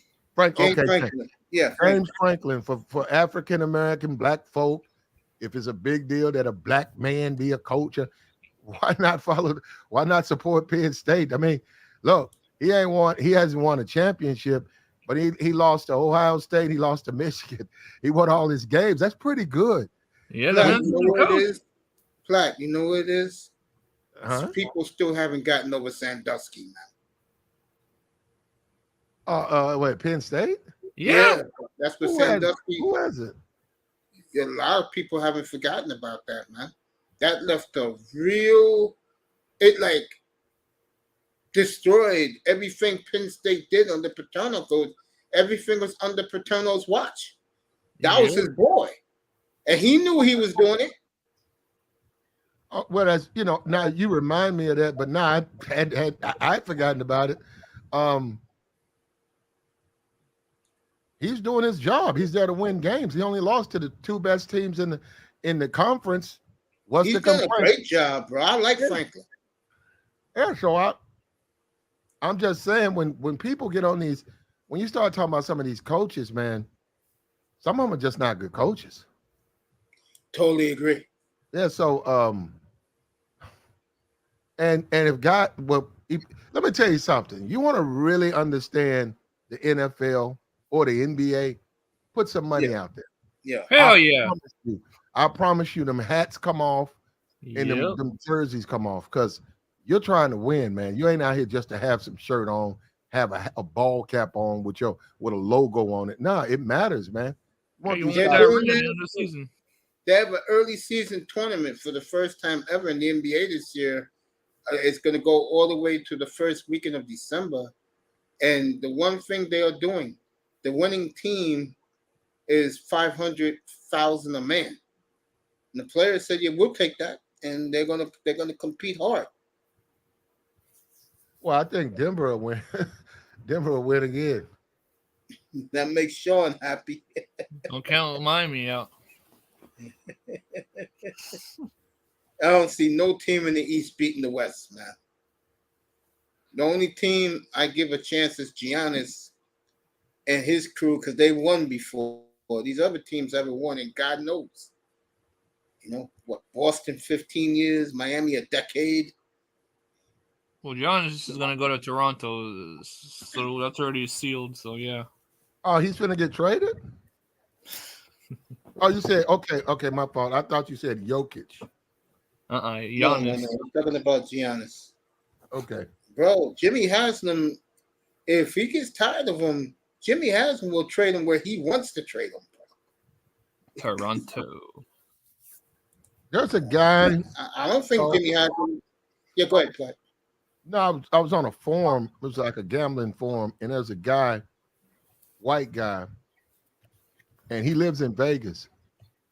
this probably was 5-6 years ago. I'm not a big basketball gambler, but this guy, all he plays is baskets, and all he plays is totals. And he was talking about how he has a method that he's got. He's not going to tell people his method, but he says once I put my his line or whatever, he puts it out like how the guys play, rotation. He also keeps up with the refs too. Like he knows how some of them are ticky tack, some of them are not, some of them don't like certain players. This guy, he says he puts 10,000 a total, and he says he wins way more than he loses. And he lives in Vegas. He said he first started out, not in Vegas doing it, on his computer, but then he said he just moved to Vegas because he needed to move some money. He needed to be able to move a lot of money and not have to deal with, limits and stuff. And he says he just drops 10 on, and he plays mostly NBA. And doing that 82 games schedule, he says he loses, of course, but he says he wins way more, and because of that method. And I'm not a big total guy, but he just knows something. I don't know what he knows, but it's working for him. Yeah. I mean, some of these guys just are so good. They got a lot of these dudes who do this. People don't realize they're from MIT. And those are some of the most brilliant mathematicians on the planet, is those guys, either there or NASA. That's where they hire their people from. Well, you're right. You do have to know your mathematics and your odds to a certain degree. But it's a little bit more than that. But like they say, you take a quarter, flip it up. If it goes heads, you get 3 heads. There's probably no way it's gonna go tails. They just said just simply the odds are just so much against you. So, and you can do it. You can just do it right there. It doesn't cost you anything. You just see how the odds are against you of getting another heads. So when you win, you just increase your odds to lose. So you win again, you just increased them again, that you just won 2 in a row. So now, so I'm saying, so you have to navigate all of that because you won. That's why a lot of guys quit. They got to know when to quit and all of that. It's like that, but it's also, if you lose, you go on a losing streak, people say, well, I'm gonna quit. Well, that's not the time to quit because you're due. And now you can say, oh, that's crazy. Well, some people wind up in a poorhouse trying to wager. Certainly you can lose all your money, right? But that's why you gotta have money management. That's why you say, okay, this is a $50 bet. This is a $50 bet. That's a $50 bet. Oh, that's a $500 bet. That's a $500. I'll tell you a bet. I don't even know Alabama's schedule, but I know Alabama. I know Nick Saban. Nick Saban, if he play LSU and he's favored by 3, he's going to beat them by 25, 30 points. He plays Wisconsin, who happens to be 1-5, and he's favored by 35 points or 40.5. He's only going to beat them by 21 points. Because I know Nick Saban. He don't even try. You want to talk about putting in your backups, which with him are good backups, but you want to talk about taking your foot off the pedal. That guy, he never runs it up on those teams. I know. God damn. Didn't he put 95 on Georgia Suffering one year? Well, I don't know. Did he? I think he did. Well, believe me, he put his backups in. Nick Saban is notorious for not running it up on these small teams. What I'm saying is he runs it up on the good teams. Mace. I'm right here. If he did, he did. I mean, you got to be able to stop him too. Now, if you're that bad, now you just that bad. 95 points. It was something like that. It was bad, man. Yeah, those nuts and those nutsos in Tuscaloosa was treated like it was an SEC title. You know why? You know, Mace. You ever figure why? Mace, they Yeah, have money. They have money on the game, Mace. of course, of course. Mace, it gets back to them when they don't cover. It gets back to them, Oh man. and they'll say, "Hey, listen, man, it's deeper than that." I'm not familiar with a coach, but you start talking about those boosters. You start talking Yeah, about yeah. those guys will be like, no, man, them coaches will be them coaches say at a conference, well, we know they like to run we know they like to run the ball, so what we're going to do is match them. I can pretty much tell you that it's probably not going to be a lot of points scored. And what I'm saying is people out there gambling, they're like, he just said take the under. He just said take the under. Yeah. And some of those teams, they'll do that. They'll say, well, they like to run the ball, but we think we can handle that, and they don't have to pass. So I think it will be okay. Take the over. Take the over because they're going to blow them out. Yeah, Nick Saban don't have a quarterback, though. That's the thing. Huh? Nick Saban doesn't have a quarterback this year. That's the thing. He don't have one. Yeah, sure? He don't have one up there. Who does he have? A bunch of no names. Yeah, but they're big time recruits, man. See what happens then, man. Honestly, I bet you every quarterback he's got was in a state championship or something. Everybody they get is heavily recruited, man. This is the same guy who went after Tyler Van Dyke in the offseason before Miami forked out the big money to keep him. The same guy, Nick Saban. Keep that in mind. Yeah. Okay, Nick Saban, man. Okay. Hey, man, listen. I don't even mess with the SEC like that. Yeah, I don't either. But I'm telling you, I wouldn't underestimate Nick Saban. He's a winner, and he hadn't won. And Kirby came from him. He knows the man personally. He personally knows the man. Believe me, bro. And this is the same guy that took Miami's defensive coordinator and brought him there. The same guy. I think Saban's problem. I think Saban's roadblock is, and I said this last night, Platt, his division's too brutal, man. And you got LSU in there. And I think this year the game is in Tuscaloosa this year. Who's the coach for LSU? Kelly. Brian Kelly used to be at Notre Dame. Okay.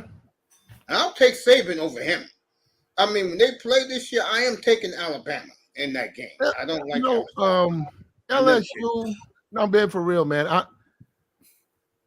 There's just on a college football Saturday, there are just better games on the board.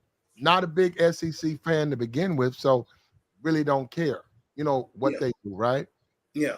But LSU, I got to see something. I don't think they're that good. Didn't they beat like Florida State or something? Yeah, they're gonna play them opening night in Tallahassee. I think that's September the 3rd on Sunday night on ABC and ESPN from Tallahassee. Yeah, I'll probably take Florida State. Yeah, Florida State's ranked 7th right now. Yeah, I'll take LSU. LSU is 6th. I don't see it. I take. I mean, I got to see them in a sense. LSU is LSU, Auburn.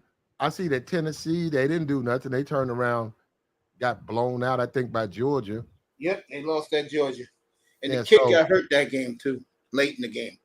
Quarterback. So that's the guy that's in Detroit, right? Yeah, he got hurt late in that game. I don't even know why that coach kept him in there.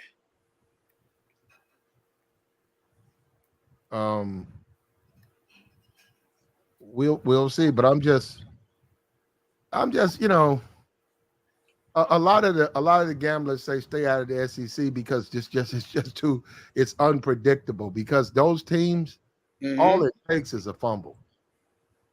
That's it. All it takes is a Very fumble true. and a pick six. You don't set up there and put your money up there in a pick six, and then the momentum swings and they get they have huge fan bases, and that's why Ole Miss. I am telling you, they better be careful going to Ole Miss.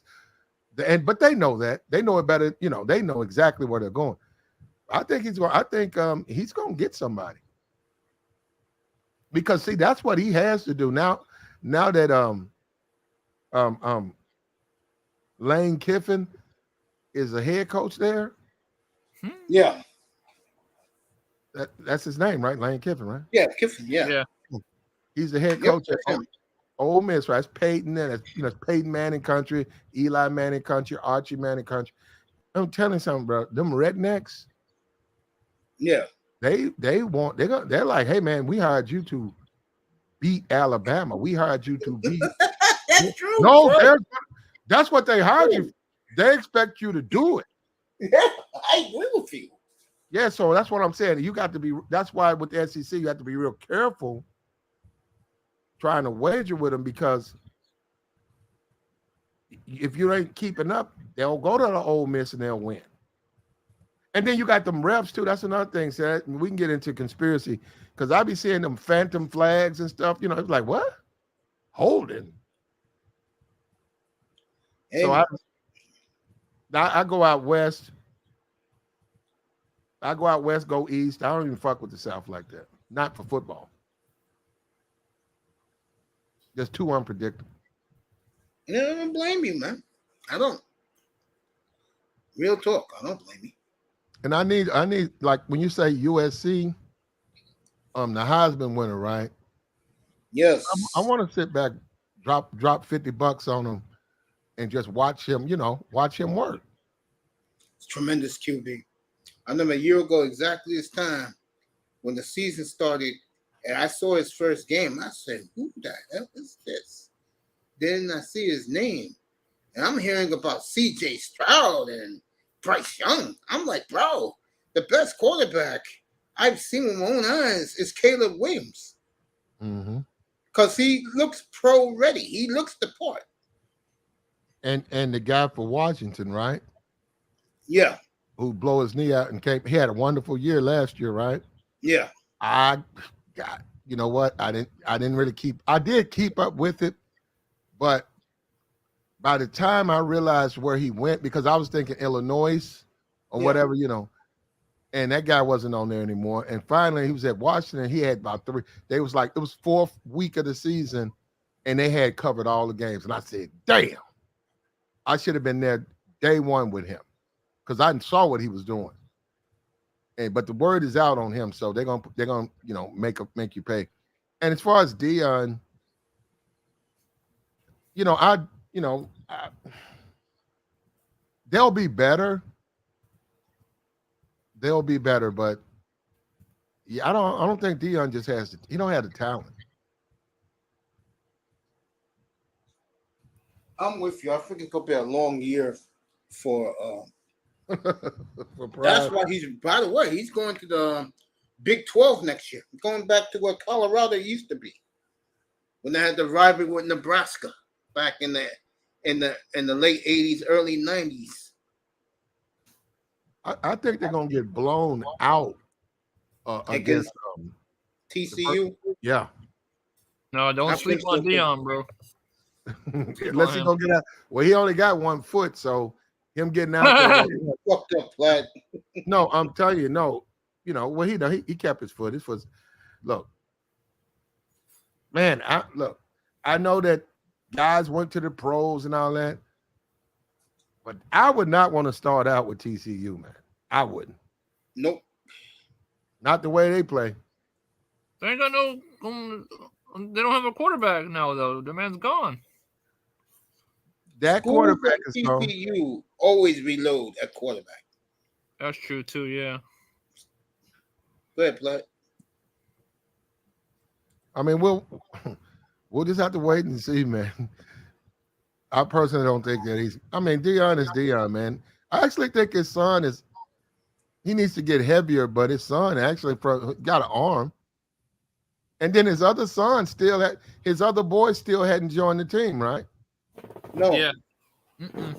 Yeah, he's still at Jackson State, right? Yeah, you're still at state. Yeah, because he didn't want to come. So, man, I don't know. No, he wants to go. It's just he's waiting for the okay.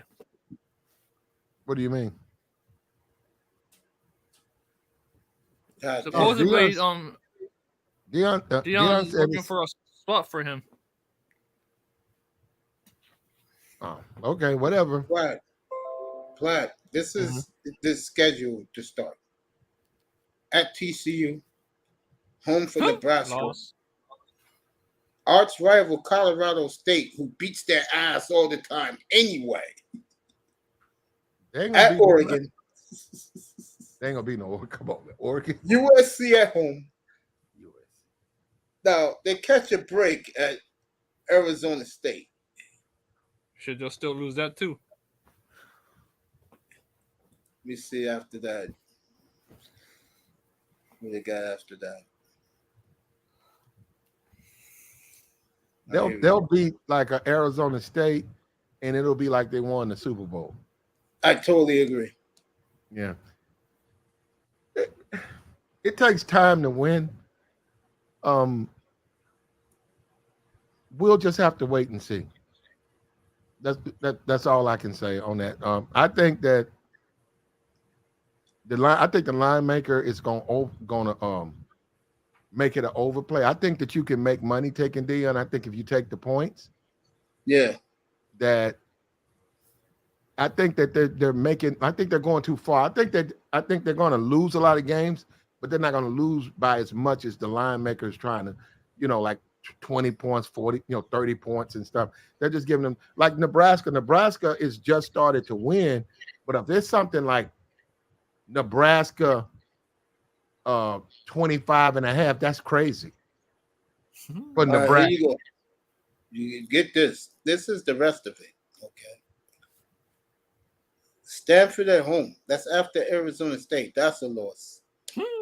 UCLA at UCLA. That's a loss. At Oregon State, who is 23 in the country right now. I mean, that's a loss at Corvallis. Arizona at home, maybe. Loss.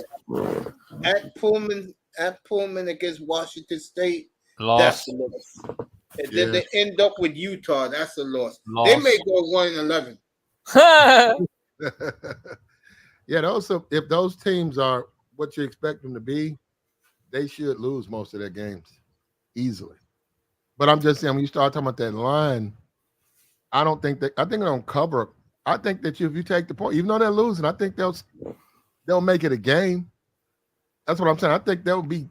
Now we was talking about like guys taking their foot. I don't think Deion's going to take his foot off the pedal. And what I mean is, he might get a lot, even though they lose.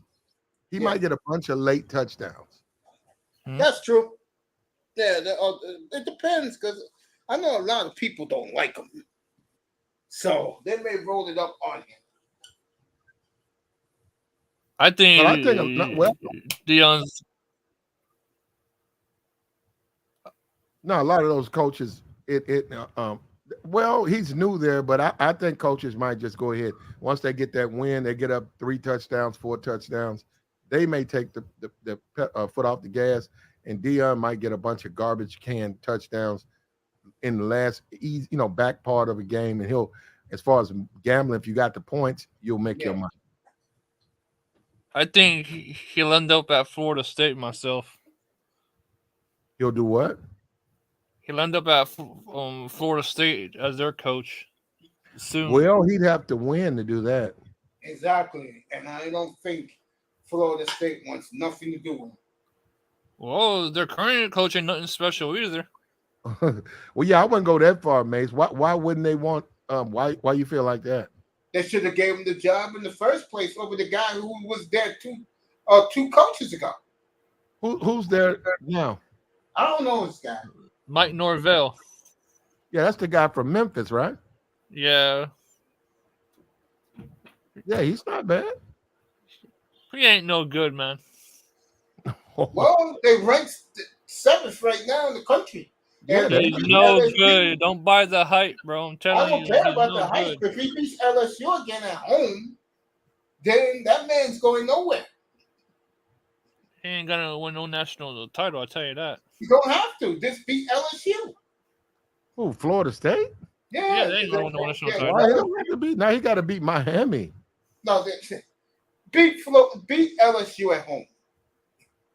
That's what he has. Mace, he needs to win the LSU game, but that's not the Miami fan base. You know, they want him to beat Miami. They killed Miami last year in Miami. They beat them. Well, that's what they want. I'm saying the college football, you know, it's rivalry. Yeah, rivalry. Yep. It's Pretty rivalry, much so, but yeah. bro, LSU is marquee. Okay, but that okay. Eh, Yeah, not this year. eh. You gotta, see, I might be missing something. I gotta see him. I don't right now. I'm gonna say this again. I saw the top 25. Every year they do this, right? Yeah. And we all know one of them teams, man. Number 3, number 7, one of them teams is gonna lose. Always Florida happens State's that way. Florida State is the same team that won last year versus LSU, and they lost 3 straight games. The same team. But bro, no one's picking them for national championship. I ain't buying them either way.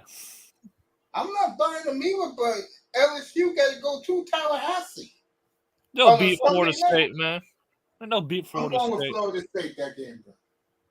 I'm going LSU. I gotta look at Florida State. I gotta look at their quarterback, and I gotta look at what the write-up is, because a lot of the write-ups, what they're saying is don't be fooled by the NFL draft. It happens every year. And even though like Saban's lost all these players, don't get it twisted. That's still Alabama. I totally agree with that. Yeah, be careful with assuming, Bryce Young or Ohio State, all these teams, Michigan, all of these teams. And as far as Georgia, Michigan, now TCU beat Michigan, right? Yeah. And the best games I've ever seen. okay, and then Ohio State missed the field goal. That's how Georgia won, right? Yeah. So really, to be honest with you, man, Ohio State's problem is the coaching. I agree. Ohio State has the best team pound for pound. They got the best talent. When you look at Urban Myers, right? He's in the front office now at Ohio Can't State. stand that guy, man. Forget Well, that he left the Jags. Then he got fired from the Jags. Then he went to he became like part of the front office at Ohio State. But man, The reason why I don't like that guy is because the man, he screwed the Gators over. How'd he screw him over? He said, "Oh, I'm sick. I'll be back in a second. Oh, I'm sick. I'm going to retire." Very next day, oh, I took Ohio State job. The very next day, right. He got the sniffles. The man had a heart attack. I'll never forget that, bro. Never forget that. I'm sure he doesn't forget he had a goddamn heart attack. No, but it's just simple fact of the matter is you don't screw one school for the other. Facts. I'll be back in a quick second. All right. Well, try to get out your contract, bro. You gotta do what you Oh, gotta come do. on. Now, Urban Meyer, man, he's a good coach, bro. And that's what he needs to go back on that sideline for Ohio State.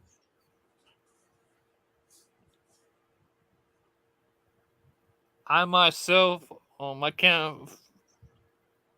can't forgive him for what he did at Florida. That hurt me, even though I'm not a Gators fan. With That Tebow? hurt me. No, the fact that Urban Meyer He was with left them. He won a championship. He won 2 championships, didn't it, with Florida? Yeah, but he didn't have to leave like he did though, man. That to me as a Canes fan was very fucked up. Very fucked up that he did that. He says, Okay. "Oh, I'm sick.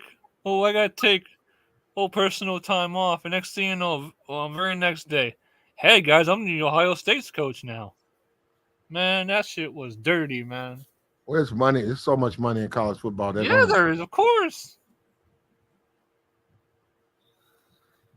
so and like I said, at fan base, like with Saban, and you got to go. You know your boosters. You got your like with Texas A&M, oil money. You got a lot of rich Yeah, they got a boosters, lot of money. Yeah. and your recruits coming in, and then you got in many cases you have more fans than the NFL. You average a larger fan base than the fucking NFL. Oh yeah, of course. So, Yeah. so I'm saying that it changed. A lot of guys don't want to leave college football, and they don't have to leave college football. And a lot of people don't. Just like Urban Meyer, they don't like the NFL. I don't blame them. They would rather be in college. In fact, if I was a college athlete and I got a 4-year, $15 million deal, man, I'm not going pro. For what? Save my money up and be set for life. Oh, you can get more than that. And my coaching in college now.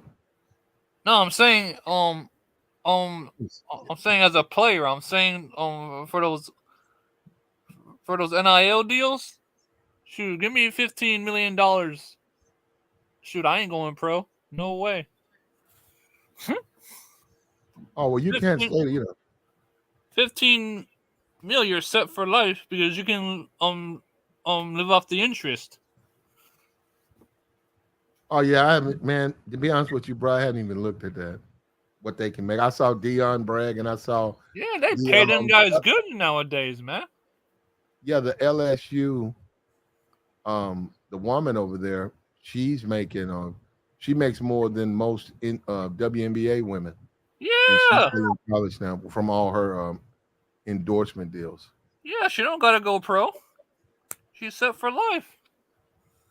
Well, she's going. Well, you always told me she want to live off that that $2 million she got in college. I would do it, man. It's worth it, honestly. Nah, they ain't like, man, nobody's gonna do that at 20 years old. They're gonna shut their life down and live off $2 million for their whole life.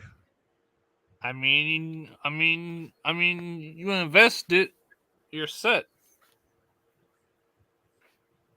Do you know that investments there are no guarantees, right? Yeah, I know that. Yeah, I know. Yeah. If you want to be honest, gambling, you know what it is, right? It's high risk investment. That's all it is. It's short term, high risk investment. When you talk about Bitcoin, let me go buy me a block of Bitcoin. Well, that's actually long term investments. That's something you hold for 15 years. Some people don't have the money. Like you can do that to your firstborn. You can say, I'm gonna put 10,000 in his name and forget about it. And he's 10 years old, and then you can say, hey, oh, by the way, I just want you to know this is you. You pull it up, and whatever it is, you know what I'm saying? Did it go up or down? But you said this is you, and you're gonna get this at 18. When you was born, I put that's long term. Gambling is short term, high risk, high reward, high risk. Yep. You lose your whole investment. But investments, period, you can lose your whole investment, period. Facts. No matter what. Man, remember 2008 when that recession shit happened? Bro, that's when I graduated high school, bro. That was bad. They took my mother's life savings, bro. What? Yeah. She got wiped out. Damn. Sorry to hear that. Yeah. That's what they say about Jordan or something. Said he had put some money. I don't know if that's true. A rumor that he put money in there in the market and he got watched. Damn, that's crazy. Wow. Yeah, my mom lost a lot. So You know, that's the difference between black men and white men. When black man, when he loses bitch, he jump out the window. What? When the white man loses money, he jump out. White man, he It's true. Damn. stock market crash, the white man jump off the roof. I'll go one worse. Packs the kid and the wife in the car, Oh shit. drive off the cliff, bro. No joke. It's happened many times. White man, he can't live broke. Black man, he can live broke. He just can't live without the bitch. The Yep, bitch he is the can't black live man. without panties in his hands, bro. He done Oh, jumped off the shit. roof. White man can give a damn about the bitch. He trying to get some money. Oh shit. Everything Platt's saying is the gospel. It's true. And God bless Platt trying to save these fools, but Hey, fools are whoever, fools. I know you know what the truth is, though. And I'm gonna tell you. I'm gonna tell you the absolute truth, Mace. Mhm. I am helping some of these guys. They're not gonna admit it, but I'm helping. And it's free game in a sense. Nobody's charging them $500 an hour. I'm not charging no fee, and they're listening. And you know, it might be going in one ear and out the other. They still hear it. And I'm what I'm saying is they're going to experience because I've experienced it. So that's why I know they're going to experience it. So and that's when they're going to say, "Oh, you know what? Damn." Yep. So that's why we keep going. But yeah, it's funny.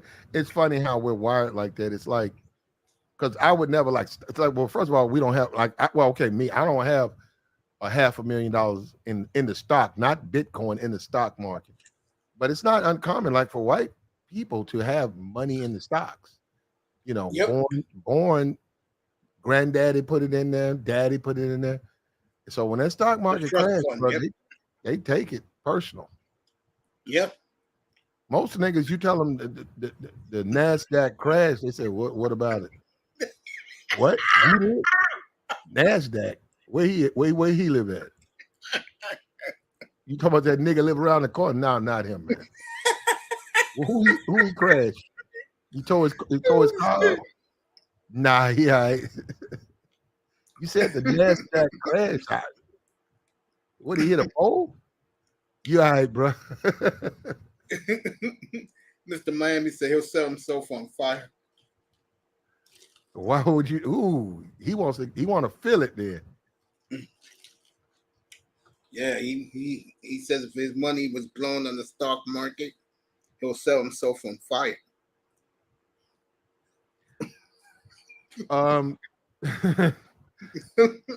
Most people just drink, bro. You're right, Most man. people just get a bottle. You know what I'm saying? Yeah, you know. So, and they get into it's other things they get into. But then if you got to see, it's just like life is. You can't. You can't get something for nothing. So in order to get something, you got to put something out there. So when you talk about gambling, okay, you want to take Ohio State. Okay, well, they got to beat this team by 30.5 points.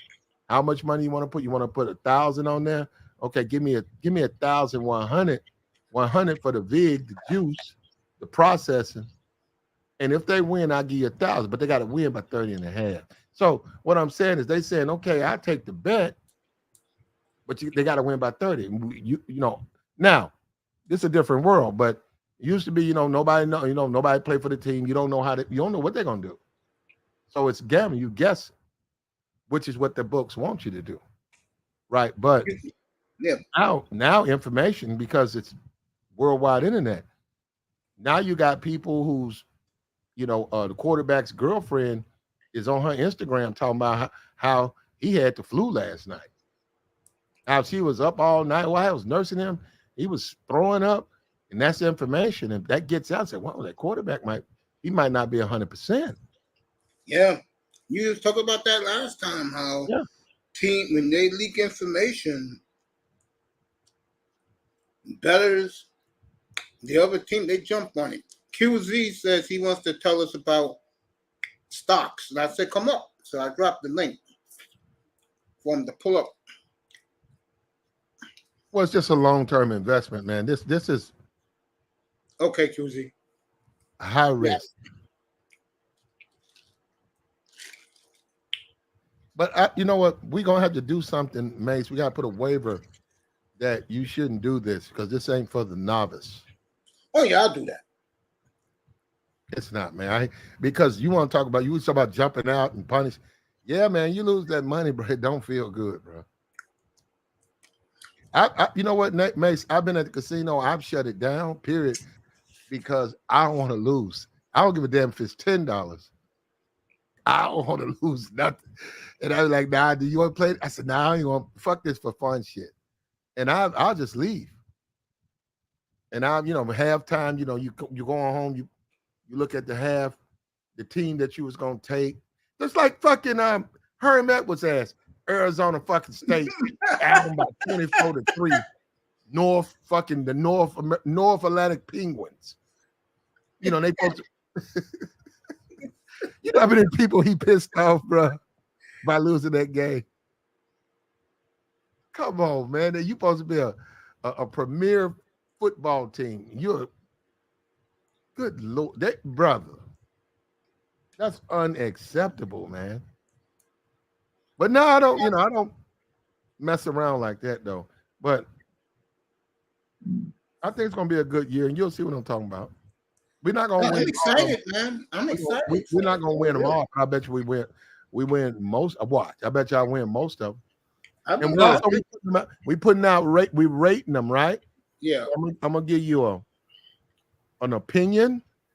Yeah. A 1 star. An opinion. Mm-hmm. A 1 star. Mm-hmm. A 2 star. And a 10 star. And a 10 star means that's my guarantee. That's your lot. My opinion is an opinion, so you can't hold me to that. Okay.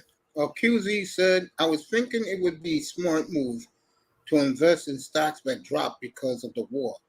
That's going on. Someday the war will end and those stocks shall rise. So just the stocks that drop because of the war makes a hell of a lot of sense. Yeah, it's people who dedicated their whole life to stock trading and understand. That's why people. What's that dude? Is it E.F. Hutton? Yes, that's E.F. Hutton. When E.F. Hutton speaks, everybody listens. Yeah. I'm just saying they know. They know, man. Let me tell you. See, we man, yeah, Mace. I'm right here. No, we're gonna do it, Mace. But no, I'm trying to see because. Okay, look. Yeah, go ahead. On a Saturday, on a Sunday, they're getting ready to kick off. Yeah. People need winners. They don't want to hear that yap. When you look at game day, that's yap. When you look at what's his name with the little, he puts the mascot's heads on and all that. Lee Corso. Yeah, that's just yap, bro. That's blather. That's an hour of blather. College game. Those are blathering idiots. You need winners. You need the team that's going to bring home the fucking money. You want to go up to that window, you want to put your money in, and you want to come up with that ticket, and you doubled your money. You don't need no yap. That's entertainment. That's nonsense. And I'm gonna do that. I'm gonna go ahead. I'm gonna give it to you, bro. We're gonna have winners. We got fun up here, yeah, man. We got an opinion. We got an opinion. We got a 1 star. We got a 2 star. Then we got a guarantee. No doubt. There you go.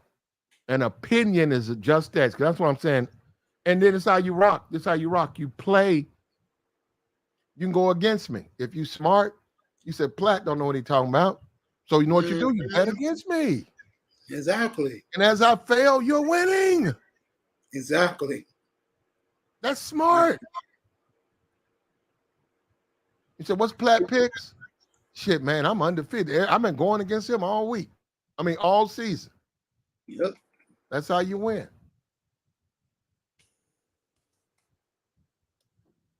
But that 49er game, I'm telling you right now, opening day, 49ers, Pittsburgh. Pittsburgh beat Cincinnati opening day last Opening day. year. No, I last year. love that game, by the way. Pittsburgh and the Niners. I like that game a lot.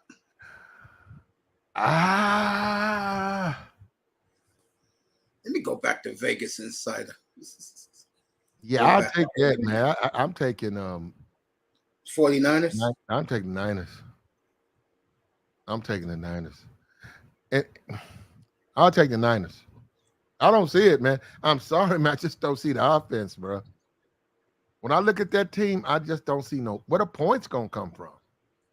Keynes, he don't know, right? What Where are you gonna get points? About Pittsburgh, he don't know. I do. I'll let you find out. Where are you gonna get your point? Look, man, a lot of these teams, the offense ain't there. You know what? I was looking at the Raiders, right? Yeah. They went out and they got Get them, bro. Jimmy G. Jimmy G. Oh, that bum. Bro, G's Black, real talk. Devontae Adams already said a couple months ago, and he said he's sticking with it. He has no belief in fucking McDaniels or the GM McDaniels, nor do he believe in Jimmy G. Yeah, so and they're playing the Broncos. And as much as I don't want to do it because Russell, Yeah. I lost a lot of bets with Russell. Sure have. It's a late game. You got the Packers, Bears, and I'll probably take the Packers on that. You got Raiders, Broncos. There you go. You got Dolphins, Chargers. Now I think that's a good game. I think I'll be taking the Dolphins on this. Oh, then you got the Eagles. Ooh, Patriots, Eagles. I'll take those Eagles. Oh, I think I'll be rocking with the Eagles. I'm looking at the late games. I'll take they're in Foxborough. But no, I don't think Raiders. And I think you got to get in early. I think Raiders are overrated. Mm-hmm. Well, everybody got them for last. Yeah. Bit about Geno, 6.5. You taking that against the Rams in Seattle? You know what? I'm a Geno fan. I am too. I'll probably just watch it. You don't like take it? No. I'm gonna take Dallas over the Giants 3.5. That's gonna be one of my picks. I'm definitely taking the Cowboys. Yeah, over the Giants. Yeah, I go with that. Taking that 3.5. Yeah, you know what? I should take Philly. And I take the Bills. I take the Monday night. Yeah, 1.5 over the Jets. Man, they should smoke the Jets. I'm gonna leave Miami alone. 2.5 against the Chargers. I think what the Bills do have is a defense. I think they have a defense, and I think they're going to cause error. I think you're going to get a good professional, performance out of both. But I agree. The Jets, for the people who think this is what they need to go to, Jets not a Super Bowl squad. Jets might, they might make the playoffs, but they're not a Super Bowl squad. As far as the Bills, you're gonna see the better team. Bills just a better team than they are. Hey, what they're saying down there about our boy Hopkins, man? I know that they showed the training camp. Everybody in Nashville is wearing Hopkins jerseys. I like Tennessee to win that division. Okay. I don't. Yeah, I don't know what's going to go on with the Titans, man. Henry's smoked in his best shape of his life. Okay. That's a dangerous combination, man. Yeah, I don't know. Sean says Dolphins all day. Yeah, I don't know what's going on with the Titans. They went out, they got Willis, and now they got the new quarterback, this guy, and you got Tannehill. I don't even know why he's still there. He's gonna start, and Will Levis is gonna What basically they're doing is this. If he's shot, talk about Tannehill, they will just put Levis in, see what happens. But he got Hopkins for 2 years. And that kid got electric stuff. I know he's a bonehead, but he got electric stuff, man. That kid got a lightning on. Who, Levis? Yeah. Okay. Hey, well, you know what? I just go by what they're saying down there. That's why you just named off 3 quarterbacks. You got Willis, you got Levis. Those guys are fighting to be the man. I get the feeling Platt Willis will be cut. I will say after the second exhibition game for them. Coach can't stand him. It wasn't the coach's pick. It was the GM's pick. And the GM got fired for making that pick. Also, trading A.J. Brown to the Eagles. Now, the kid they got in return, he was okay. Their first-round pick last year. And I heard everything in camp down there. He is looking good.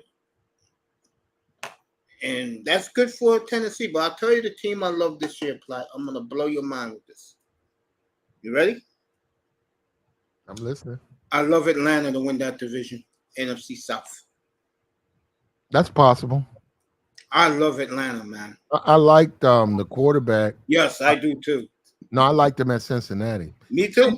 One thing about guys like him, right? And I know you say Willis is gonna get fired or what, he's gonna get cut.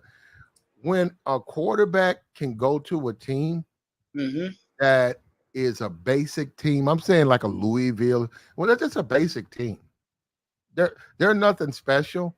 And then all of a sudden that team is 9-2, 10-1, winning bowl games. And then they get drafted. I like guys like that because I think it's them. I don't think it's the team. This guy, Cincinnati, I watched Cincinnati. This guy, I did too. Changed fucking sense. He changed Cincinnati. Like, who is this dude? You know what I like about him? And when the owner comes out and say on Wednesday that he feels this kid is the future and they stole him in the 3rd round, Arthur Blank said that. What I love about him is he has height. That's what I like about him. He could see over the offensive line. Okay. And you got the running back, the guy from Texas. Was looking outstanding, man. To the point where but it goes to defense. So it goes back to, do they have a defense? Oh, yeah. They got some corners in Atlanta, man. They got some nice corners there. Atlanta, they really believe, Grady Jackson believed they will win the South outright. And I agree with them because Tampa's garbage with Baker Mayfield. I don't like Dennis Allen as a coach, and he has Carr there.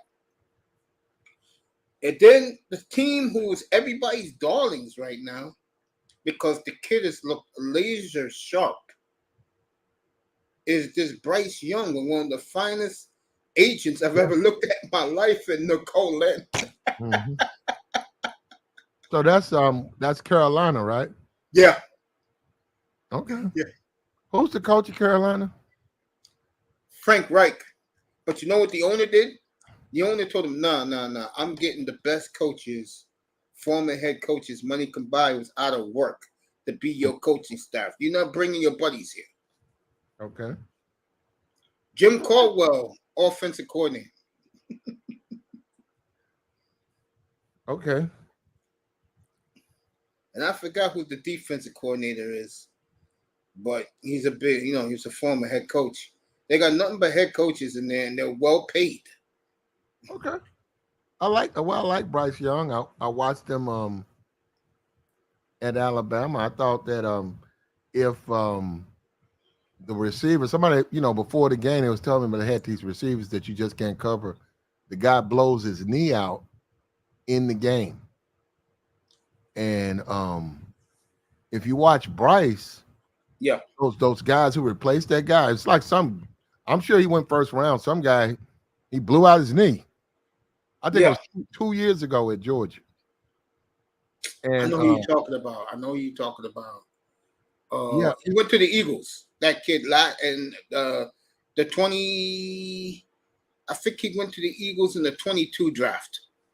The Okay. kid who blew out his knee from Georgia. Yeah, he went to the Eagles. He went late first round. They were saying that he was unguardable, right? But he blew out his knee, and then that helped Georgia or whatever beat him. And he was if you watch his throws, man, the guys who replaced him, they would just drop. He was hitting them right in their hands. And I was like, damn, why is this? I'm like, who is this dude throwing? And this was under pressure. This was guys in his face. He was throwing these balls. Like, who the fuck is this Bryce Young dude? So. And Bryce Young, I'll say it again.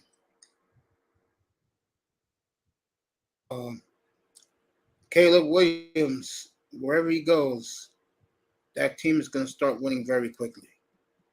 You'll be the number 1 pick overall in this draft in 24. And I love the kid. Oh, we'll see. I mean, I don't I'll know. stay up late at night to watch him play. Well, Mace, it's not about watching the game. It's about making money, Mace. Where's Hawaii? It's about betting. Yes, I know that. No, Hawaii has always been. Hawaii comes on 11 o'clock at night. 12 o'clock. Where it depends on where you are. Hawaii is not this year. Well, they haven't been for a while. Hawaii actually used to be a good team, and they used to be a good bet because of the travel. Most of the teams going over there. And then when you play, because basically you're playing at night, the jet lag and all of that. Guys, I'm saying the guys were talking about weight. It was like they look at a team. You look at it like a San Jose State. Yeah. Well, no, that would be a West Coast. They would take like a cake. Well, you take a you take a Kansas, have them go to Hawaii, and they would say the jet lag and all that. These young people, they're not used to playing at what it's really 12 o'clock their time, late night their time, and they're out there on a football field running up and down, and they got that jet lag, and it was just so many things that helped Hawaii, that favored Hawaii, and guys would always drop the money on Hawaii. And Hawaii was winning those games. I remember Hawaii played a USC, and USC had to beat them. I think Bush might have been. I think it was Reggie Bush, USC. I might be wrong on that. But USC had to beat them by like 31 and a half. Hawaii had them up like 17-3 at the halftime. Now, USC did come back and win the game, right? Yeah. They did, but they didn't cover. You know what I'm saying? They didn't beat them by the point spread. You taking the Chiefs in the 6.5 against the Lions? Oh man, I'll look at it. I'll look at it, but if you want to say a team that the problem with Kansas City, is the line maker. He's going to make you pay extra to take the Chiefs. So, and when I get a short line like that, bells go off in my head. Something's going on. They know something. See, they know more you think they know. So, and then they'll deliberately try to entice you to take a bad bet. So, that's a low line. That's a low line for Kansas City.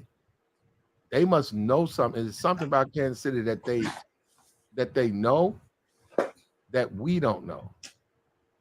Yeah, I agree.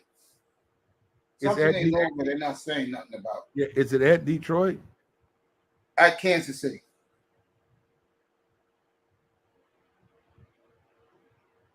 The game is at KC.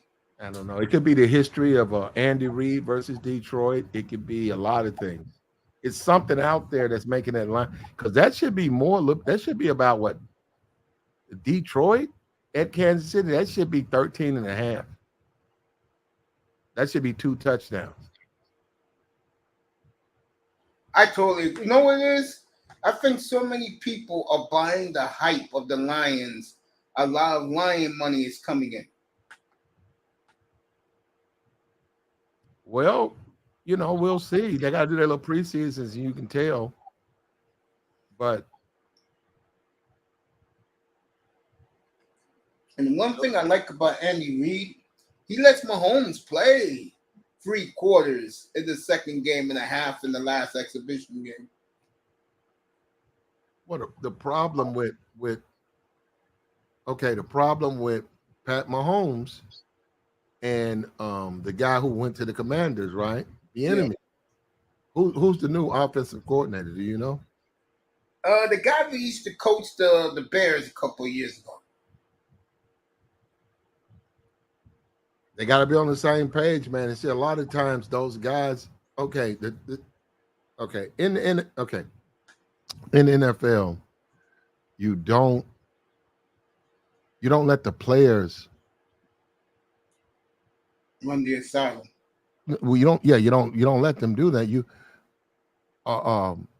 quarterback coach, offensive coordinator, that's his job. Quarterback got to listen to him. Quarterback can't say, hey, I want to do this. Then you just basically said you don't need the offensive coordinator. Now, this is the problem with that. Starting out, he's got now Schuster is in New England. So he's got these new receivers, new offensive coordinator. It's not good to let the quarterback just basically do what he wants, because they'll throw picks, they'll get overconfident, they'll try to win the game. It's just like they do in the NBA, right? And I'm not even a big NBA guy, but they'll be like, you got to pass the ball. And guys will be like, fuck that, you niggas can't shoot. So they'll keep taking shots, and then they'll start. That's true. Games. That's true. And that's when the coach be like, no, pass the ball. Exactly. Yeah, so that's what the coach is there for. If they're gonna let the player just do what they want, they wouldn't need a coach. Well, that coordinator, even though Pat didn't like him, he's trying to keep Pat under control. Yes, I agree. Yeah, so and then you got this low line that's suspect. That's super suspect. And from just doing this, man, they just know, the line maker know, and they just put out a whole bunch every day. The line maker, the Vegas line makers, the odds makers, they got to put lines out. Baseball, CFL, all of these events, boxing, they have a line on them. And they have to do it every day. And they have to do it well enough where those books don't lose money. They're going to lose some money, but they got to make more than they lose. And Kansas City is Kansas City like Dallas. They're a very popular team. They're a public favorite. Dallas don't have to win, guys, because they're Dallas fan going to put money on Dallas all the time. And they have to be careful with that. They want to keep it where they do let the fans win, but they want to win the most. That way, so the fan just doesn't win all the money. You just like casino. When we go in the casino, you can be walking around, somebody gonna hit a jackpot. Somebody, not everybody, no, but 1 or 2 people are gonna boom, and then next thing you know, here they come opening up the machine, and somebody just won 30,000, right? Yeah. So even though they lost 30 on that one, they said, well, we'll make it back on all the other simps and idiots in here who think they can win. Now that's a casino. Well, sports is like that too. They will make you pay. That's way low to me. Super low. Kansas City, I think they had the odds make. I think it was like 6 and 11 or so. They didn't cover a lot of their games. No, they didn't.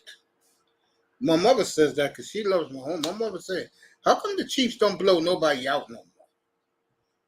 Yeah, well, you know what? There you go. And then, but the way the line maker put those lines out, they give you the impression that they will. Now, when they played, because I bet them a lot last year, when they played the scrubs, they blew them out. But when they were, let's say, a 9-point favorite at home against, let's say, I'll pick a decent team. Like, let's say, okay, I got the team. If they're 9.5-point favorite at home against a team like the Ravens, they'll barely win. They won't cover the spread. Well, they're overrated as far as the spread. And Yeah. I like look, I like Kansas City, right? I like the Chiefs, but they are overrated because when you look at their line, the gambling line is just too high. So sometimes you got to look at it as like when they play Cincinnati. Yeah. You know, they're just trying to win that game. They're not trying to win it by a touchdown. They're trying to win the game. So if the line maker's like, okay, well, Kansas City by 10.5, that's ridiculous. You take 10.5. You take the 10 points. That's just a ridiculous line. But Detroit, to me, and we haven't seen and that line's gonna move. We haven't seen any preseason game, but and I don't think Detroit's a bad team. I do not think Detroit's a bad team, but I would rock with Kansas City. But by them winning the Super Bowl, they fall into certain categories as far as like trying to repeat and stuff. It's not easy to repeat. And a lot of teams, like the first game after you win a Super Bowl, if you won the Super Bowl and you covered the point spread,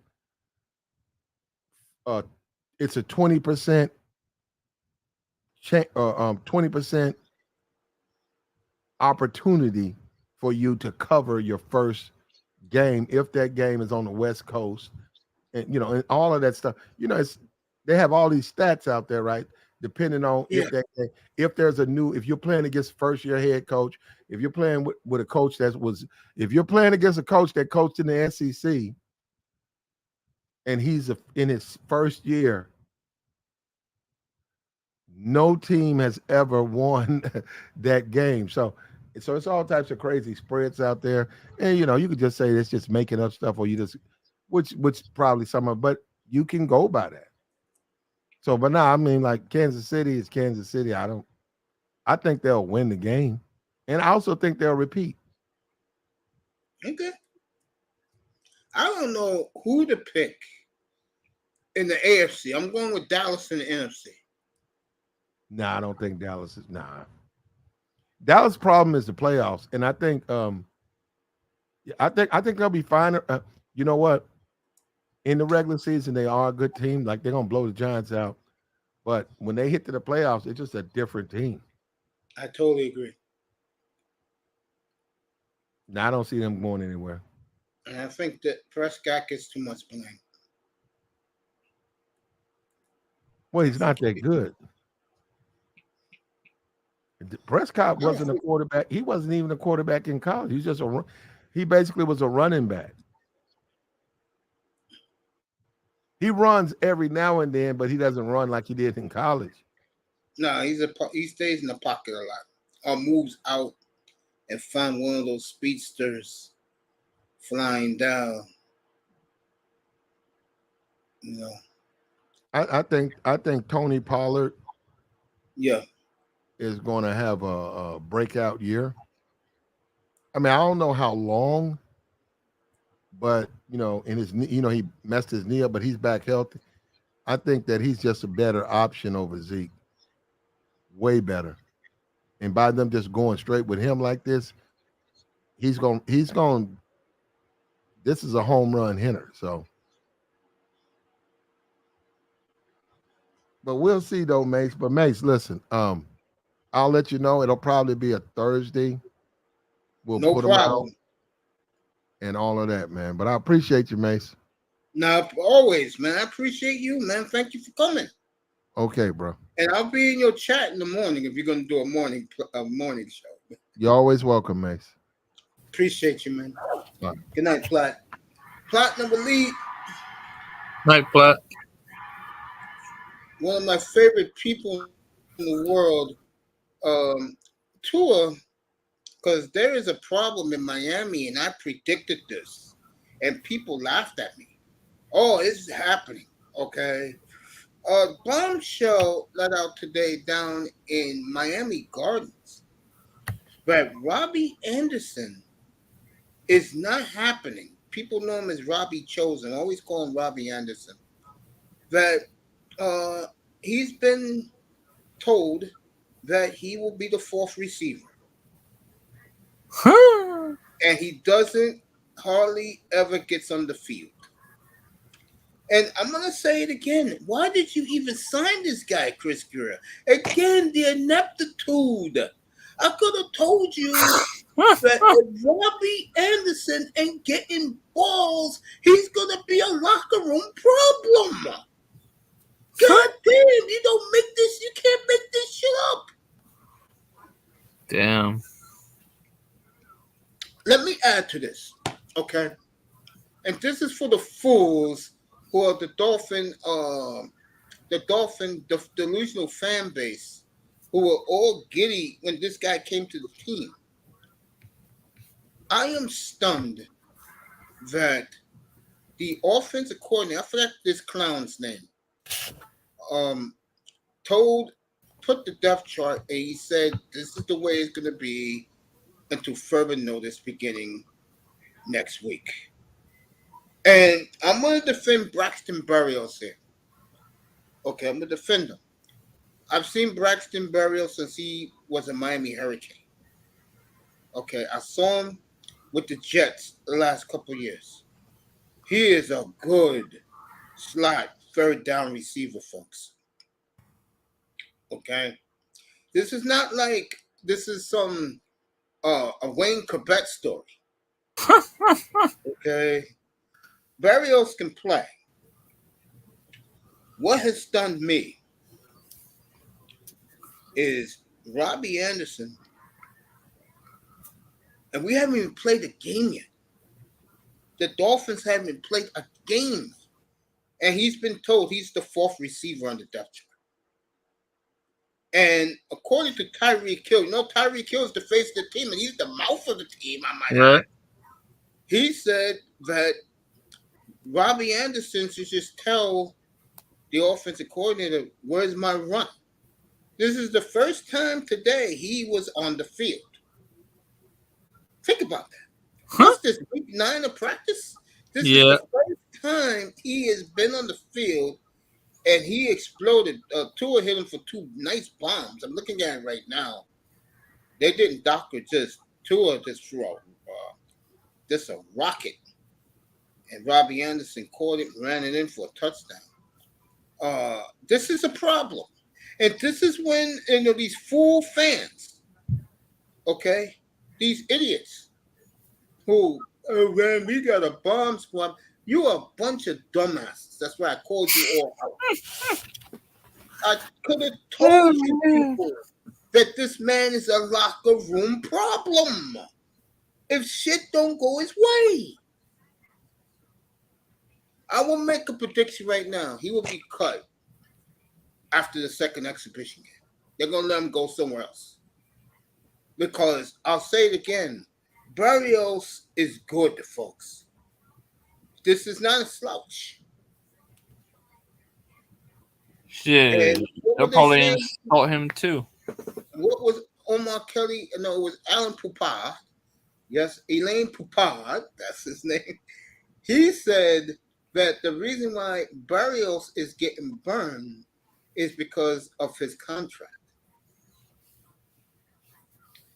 So this is another problem with the ineptitude of Christopher Greer, who should have never signed him in the first place. I could have told you this guy is a problem. I pick him every year in fantasy. Image, Mace. Carolina, a problem. He loved, what's his boy? Who's the quarterback? He's in San Francisco now. He loves Sam Donald. But, Adam Gates was a moron. And this guy chose Anderson over. No, he chose Barrios. So and he still signed this guy. I don't understand. and now Robbie Anderson is doing what he does best. Omar said he was a good soldier in the press conference today, but off the record, he is pissed that Barrios is over him. Well, shit. Again, this kid should have never been signed in the first place. Bro, they could have used that money for Dalvin Cook, honestly. The ineptitude continues in Miami Gardens. Inept. That's what this franchise is. I've been saying it for a long time. And then you hear these goddamn fools. AFC Championship or bust, Super Bowl or bust. You better win a goddamn playoff game first. Right on, Mace. Right on. Tired of these Dolphin idiots. And if this keeps this up, I'm going to start singling niggas out and calling names. Okay? And just shooting fire a fucking photon torpedoes and lasers at these niggas. Could have told this idiot, this is not Ross. I could have told this idiot Chris Greer this guy's going to be a problem.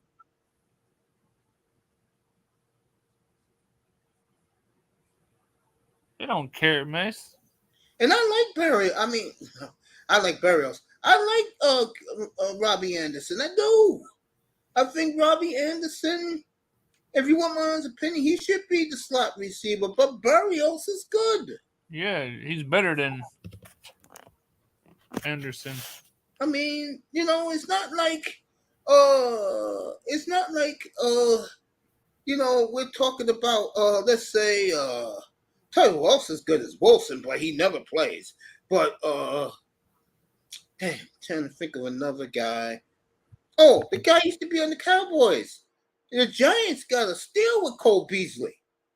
I don't want to have that punk wide receiver on the Giants right now bitching about him. You shut up. Nobody knows you. God damn it. Nobody. I'll say it again. I want to see that clown that stole $183 million. I want to see him throw to this so-called great rookie wide receiver. But the Giants drafted. All this shit they talking right now in Giant camp. Let me promise you two things, Giants. I'll promise you two things. You better hope Miami's struggling when you get to South Florida. If Miami's 3-1 and you're coming to town, I can guarantee you one thing. You will get destroyed in South Florida. You'll get your ass kicked around the field. Okay, Giant fan? You will get buried that day. You better hope the Dolphins are 2-2 and scratching their heads. They're 3-1 against you. I will bet everything in my savings and checking account right now. I'm tired of your asses. And I'm tired of that goddamn quarterback that, let me put it this way. If there is one game I want Tua to shut up Chris Sims, this is the game right now. Because I got news for you, Vanilla Vic. I got news for you. Vanilla Vic. I got news for you. Tungala over may be moving target. You don't have a pimple on Tungala Over's ass. Do you understand me? White Vanilla Vic. I'm tired of your ass. You know that? I'm tired of your ass, Daniel. I'm tired of you. All this bullshit they're talking about you. You're going to be a top 5 quarterback. Motherfucker, can you throw 25 touchdowns at least? Tired of your ass. And Big Blue. I'm joining your side, Mace. Tired of this shit. I thought about it, and I'm taking the Dolphins over the Giants. It Let's did back. go. Yeah, go ahead. Let's go Dolphins. Beat the Giants. This is some good Dolphin news for you Dolphin fans, but it's like me and Canes, we have no respect for the two clowns on the depth chart. Exchange, I'm reading this on Twitter. Exchange is so explosive right now. Those two clowns' jobs are in jeopardy. Stephen Okay. Ross and Chris Greer, give A-Chain the job now. Because I'll tell you right now, you heard these clowns running back. These running backs are fucking shit on the ground. Except for this kid A-Chain and Miles Gaskin. These two clowns blow. If they didn't blow, how come are they so into Dalvin Cook? But now, this is a typical Chris Greer. Oh, no, we like our running back room. Really? Really, nigga? That's You like crap, it? You Chris like it Greer. so much? You like it so much that you fucking want Dalvin Cook? Yeah? You really like that room, huh, Chris? Really? You really. I see you, Laura. I'll bring you guys up.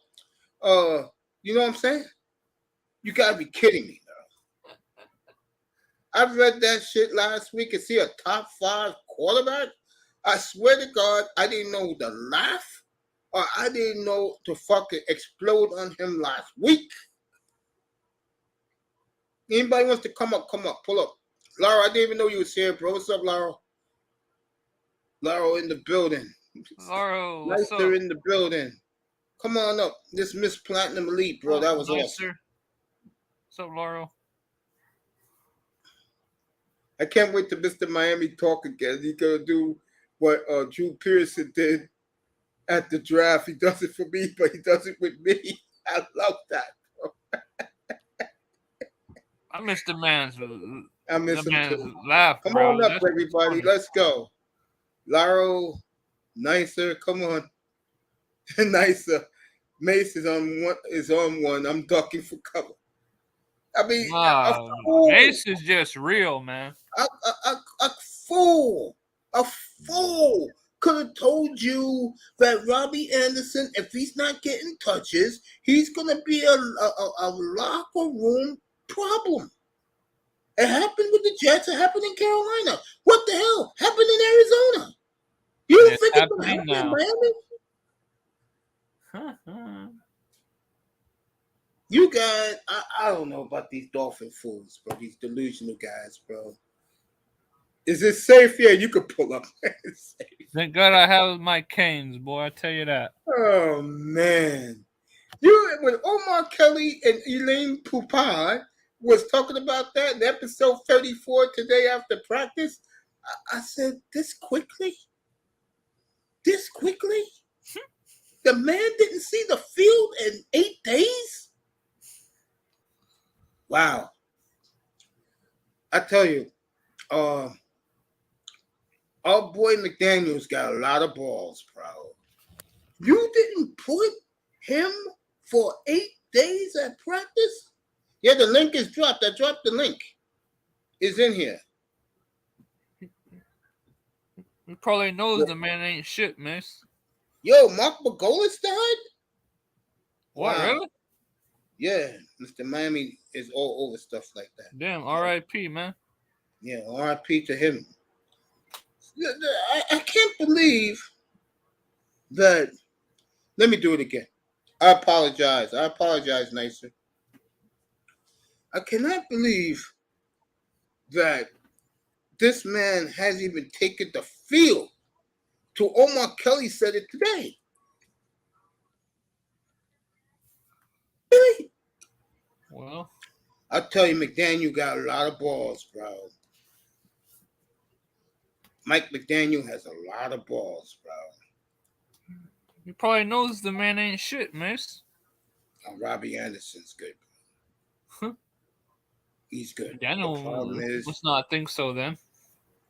I think the problem is that not Stephen Ross, Chris Greer likes him, and McDaniel doesn't. It happens all the time. I was talking about this up here the other night with somebody.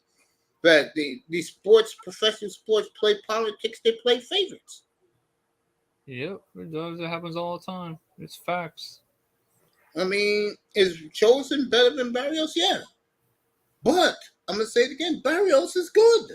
Yeah, Barrios is good, man. It's not like you're talking Cole Beasley here. Yeah.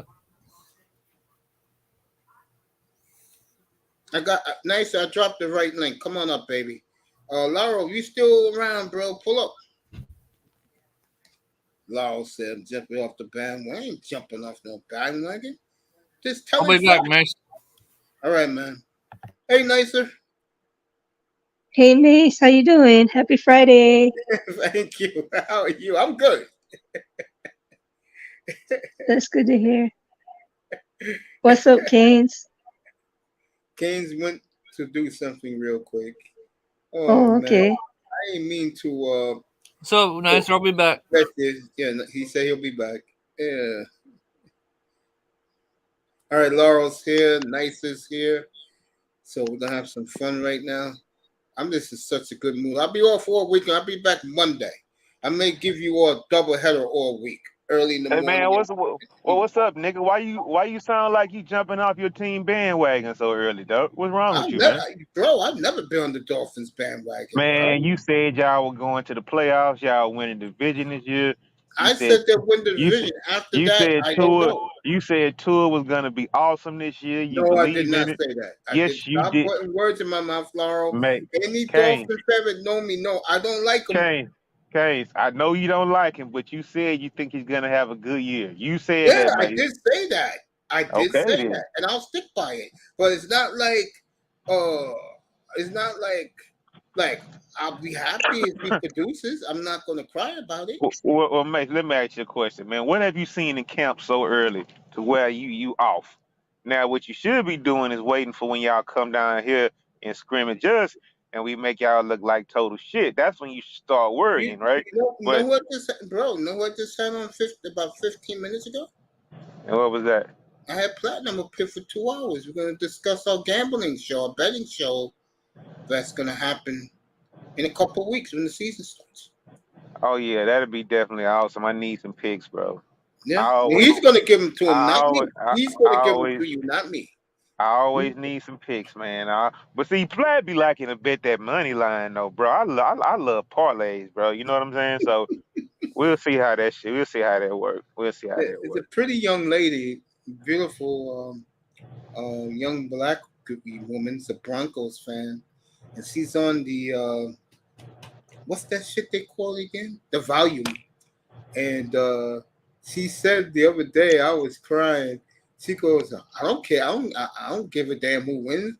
As long as my parlay comes through, I'm good. Yeah, man. Yeah. 305 said what's up to Nicer. No, what set me off was tonight was that I remember today they was talking about Robbie Anderson, who they signed, and they told him today that he's the fourth string receiver, and these Dolphin fans are treating him like he's the holy grail. And I love Robbie, but he should have known not to go to Miami because they do dumb shit. And they did it again with this kid. Now he's fourth string. He's pissed off at hell. Tyreek Hill told him, hey, you got to speak up with the coaches. And he wants to be a good citizen for now. But like I said, one thing about Robbie Anderson, 305 said, what's up to you, Lau? What's up, everybody? What's up, man? What's up? Yeah, we're all good, bro. Who else around here? Kane still up here? Yeah, he's here. He's doing something right now. He's still here, yeah. Okay. I could have told him I could have told the Dolphins that Robbie Anderson, if he didn't get touches, will be a disruptive force in the locker room. Man, Mace, I think you might, man. I think you need to pump your brakes just a little bit, man. If you're talking about a Robbie Anderson making a difference on your team, man, then you have a No. problem. These, I mean, yo, y'all these receivers are Dolphins already set. fans, hold up. These Dolphins fans think he's gonna make a major difference. Not me. The guys who come up here was talking that shit, and I told them this guy, if it doesn't go his way, is a problem. And Tyreek told him today, bro, you gotta speak up. He said, no, I'm gonna be a good soldier. Yeah, he's gonna be a good soldier. I'm telling you this right now. But come week 2, and he doesn't see action. Uh, I mean, I could have told these idiots this. This is why I've been saying over and over again that this organization is inept.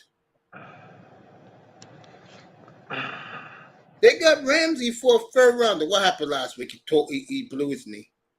I mean, hey, what's it called? His hey, meniscus. man, but y'all sure was dancing up and down the aisles when y'all got him for that third round draft pick. So happy. How about we got these two studs at cornerback? We finna rule. We finna have a number 1 defense. I mean, come on, bro. I mean, I shit. You still gotta think the defense gonna be damn good. You know why I say that? The kid they let. drafted, the kid they had last year, both studs at Yeah. camp. I don't worry about the Dolphins' defense. I worry about them running the football. Yeah. Y'all, you know what thing is, man? Since hopefully, I think I'm gonna have a at least not a cellar dweller team this year, man. I'm gonna raise up off your Dolphins. 'Cause one thing about it, I've been following my Texans back again, so I don't really know much what's going on in Miami right now. So I mean, uh, I don't talk all Miami. Me and Platt talked about the no, Steelers tonight.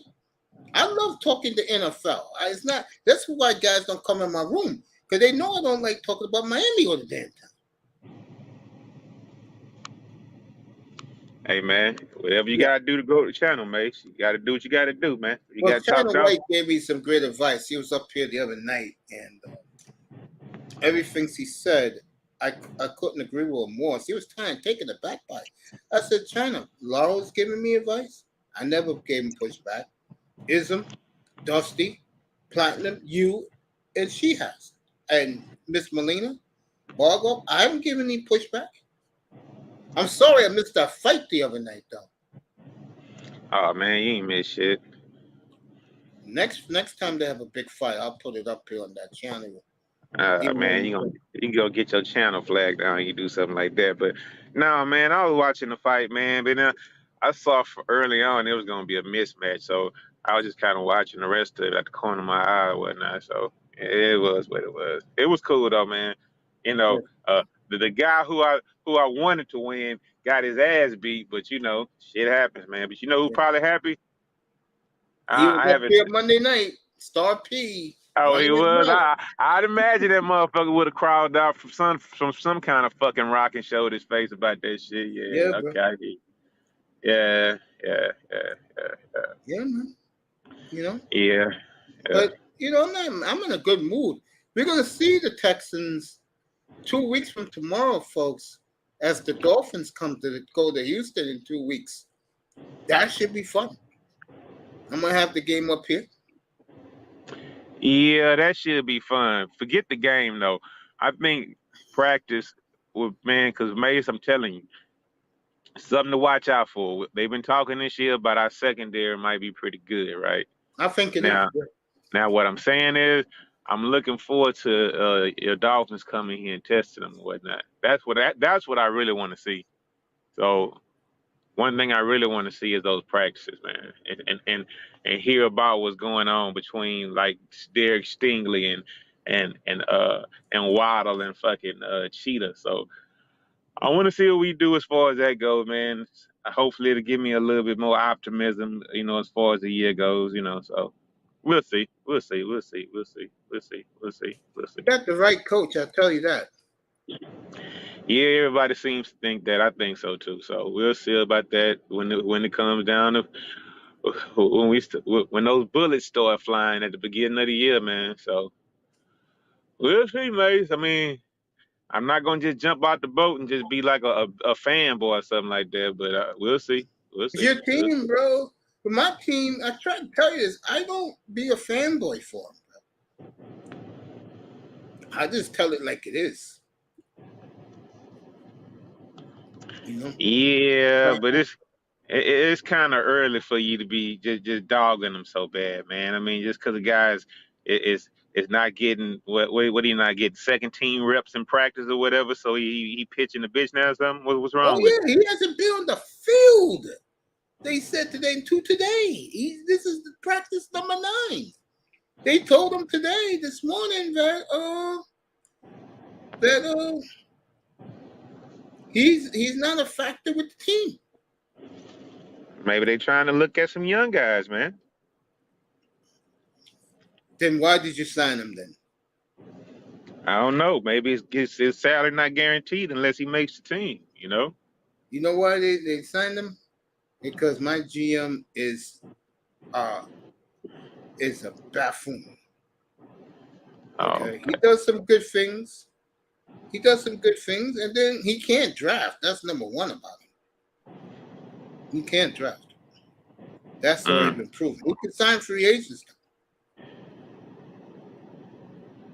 Yeah, but that's what the bread and butter is not with signing the free agents because man, I think they got that Miami advantage as far as like signing free agents. So that I wouldn't put that necessarily on him, bro, because a lot of young guys want to go down there and stay in Miami for a few years or whatnot, you know, until they get disappointed.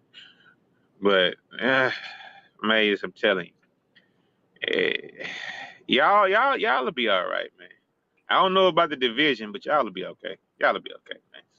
Well, I'll say this. I picked him to win the division, and that's as far as I go. I don't know what's happening.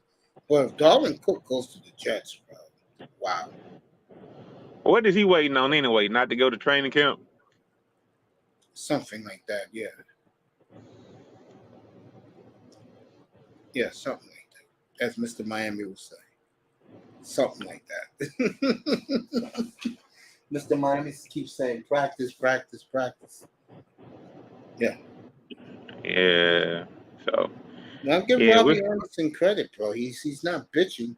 He just told Omar Kelly as the beat writer for the team how he took the high road, but with Tyreek he took the low road. So Tyreek told him, "Speak up for yourself, bro.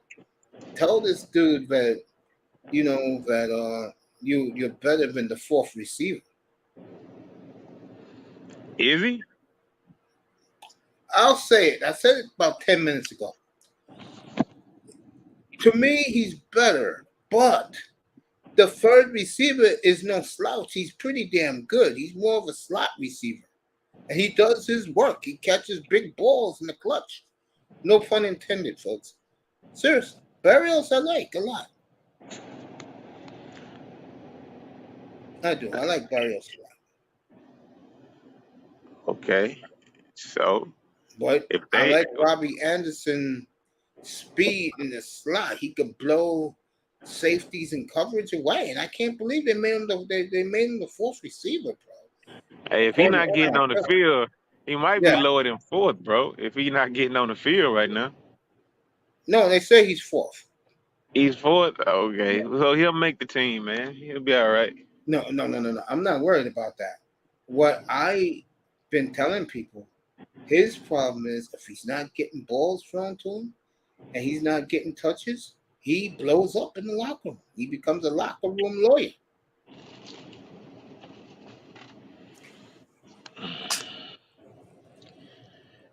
Hey, man, when you sign so many prima donnas to your squad in the offseason, man, you soon to remember. I brought up that analogy with that same thing that Vince Young said back in the day with Philadelphia, calling themselves the dream team. Hey, bro.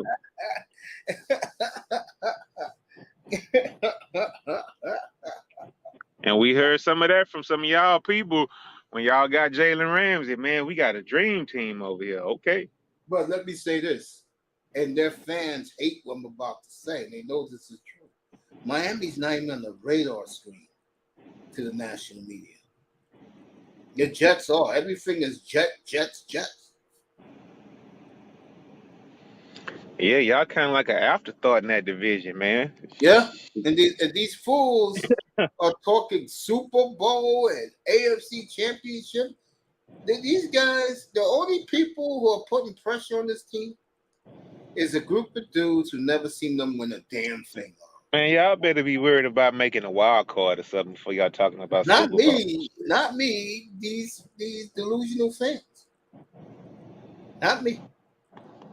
I don't have to worry about it. My focus is on my fantasy team when I draft it.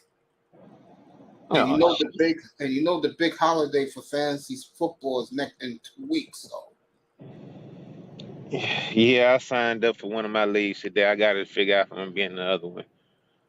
No, something wrong with my Yahoo account. I can't log into it. I don't know why, because I probably haven't used it since January or whatnot. So yeah, we'll see. I don't see the Dolphins as a dream team though. You know, I see them more as a damn good team that no one's talking about. Man, I see a team with a couple of pieces, no quarterback, and you What? know, hey man, that's what I see. I mean, I think y'all may have a decent coach now. I mean, that's reasonable, but I mean, you just have to wait till all that stuff play out between the lines, man. But yeah, I'm gonna most definitely check y'all out when y'all talking about those bets, bro. I know that's probably not gonna happen till game one, so I'm gonna have to make sure I catch that out. Maybe I can get some luck like I did a couple of years ago, you know, win some money. But man, Mace, you just gotta wait and see, man. Y'all, I mean, I hear a lot of crying over there, man. A lot of crying. A lot of crying. From who? A lot of crying about your Dolphins, man. A lot of crying. Oh, because they're not getting the love. And I told these fools that. I mean, win something, and then you'll start getting some love. Win a couple playoff games. Get to a championship game. Guys want me to Yeah, show their last playoff win. I will in December. I'll show their last playoff win back in 2000. yeah. I'm gonna have a Dan Marino night 3 weeks from tomorrow, and I already got the highlight reel of how great he is. How great he was. God damn, dog. It's been 23 years since 22 years since y'all won a playoff game. 23 years, bro. Yeah, God yep, damn. that is correct. Woo. Yes, sir. Shit. It's been a long time. Man, y'all been starving for some decent football for a long time, man. God damn, man. Shit. Yeah. That's why myself, I look at it and I go, bro, I don't know what you're seeing because, like I've been saying, this team got a lot to prove. And I had Cap for life up here last night, and Cap goes, Lewis Riddick was so in love with the Dolphins, and then when who's the guy? Dalvin Cook. He said Dalvin Cook would be a perfect fit for the Cowboys. And Cap for life was saying, "What the fuck is this?" I said, "Bro, no." I said, "No one is taking you guys seriously, bro." I go a step further, Laurel. The first year I played fantasy football was 1993. Okay. That year, Marino tore his Achilles. And in my opinion, the franchise has never been the same. The point I'm going with this is mighty funny that fantasy football has consumed my life since the year Dan Marino got hurt. And to me, this franchise hasn't been the same since. Well, Mace, man, listen, bro. You know where that starts off at it, man. If a franchise has been like inept for that long and that many seasons, man, that starts completely at the top. But I know that's something that Dolphins fans know already. So if Yeah, you've they been don't want to bad, hear that. if you've been bad that long, man, it starts at the top, man. So Oh yeah, yeah. It always starts at the top. so Well, again, with this damn franchise and their fan base, they don't hold the team accountable for anything. Man, no, let me ask you a question. If your owner, because he did some dumb shit, cost you a number one draft pick, and you was picking number 3 in the draft, how would you feel? I mean, what could I do about it? I mean, it's his team, bro. I mean, I I, I think could. your fan I, base will revolt. I couldn't do anything about it. I'd be upset. But you know what? One thing, man. Yeah. Eventually, the fans will come back. Like real talk. Just like we done like been sorry for the last 3 seasons or so. All that bullshit that was going on down here, man. We hire a good coach, bring in a couple of players that people might like, and then it's packed for fucking preseason practices and shit, bro. Super packed. Dumb. I mean, it's man, bro. It's it's packed out there. It's insane out there. I mean, they making a. I mean, the tickets are free, but I mean, they making a little money selling a little, concessions and shit out there, right? Yeah. But I mean, that's how fans are, bro. I mean, shit, they fans. They gonna come back and show up, but they did stop going. A lot of people stopped going over the last few years when they were just terrible. And they could probably see that little change in their pocketbook, so they was kind of like, we need to change something around.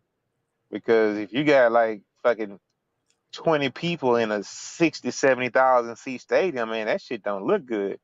You you used to seeing you used to seeing all those people that want to come out there and tailgate and buy those ridiculous tickets, and I'll, I mean, it affects the bottom line every now and then. So, I mean, we'll see, bro. Like I say, we'll see. I think people excited about it. You know, the fellas all excited about it. We're gonna go ahead and start going back out there, but it's been kind of dry for the last 3 seasons, man. It's been dry, bro. Like nobody wants to see that shit, man. Who who wants to sit up and when you going into the game, you already know you're gonna lose. Man, fuck that. No, no. So, I mean, but I don't even see why you complaining though. You claim you got a quarterback, you got two good receivers, Hey, hey, y'all. hey, hey, hey. You know how I feel about that quarterback. Uh-uh. Man, you say this the year he gonna stay healthy, Mace.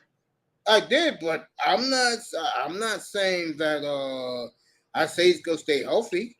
I think he's gonna play well, but all I want him to do is win games. Other than that, I don't care about him at all. I'll be in Wisconsin watching my baby play quarterback who's tearing it up right now in camp. So This nigga say his baby. Pause on that, okay? Just chill out for a second. All that baby stuff, man. Come on, stop it, man. I have no shame saying that.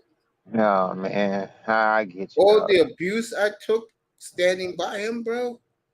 Oh my God, that get I abuse. mean, he got to lace him up and go out there and play and win And first, dog. he will, and I don't expect the moon and the stars from him this year. Oh, okay. That's what's up. That's what's up. That's what's up.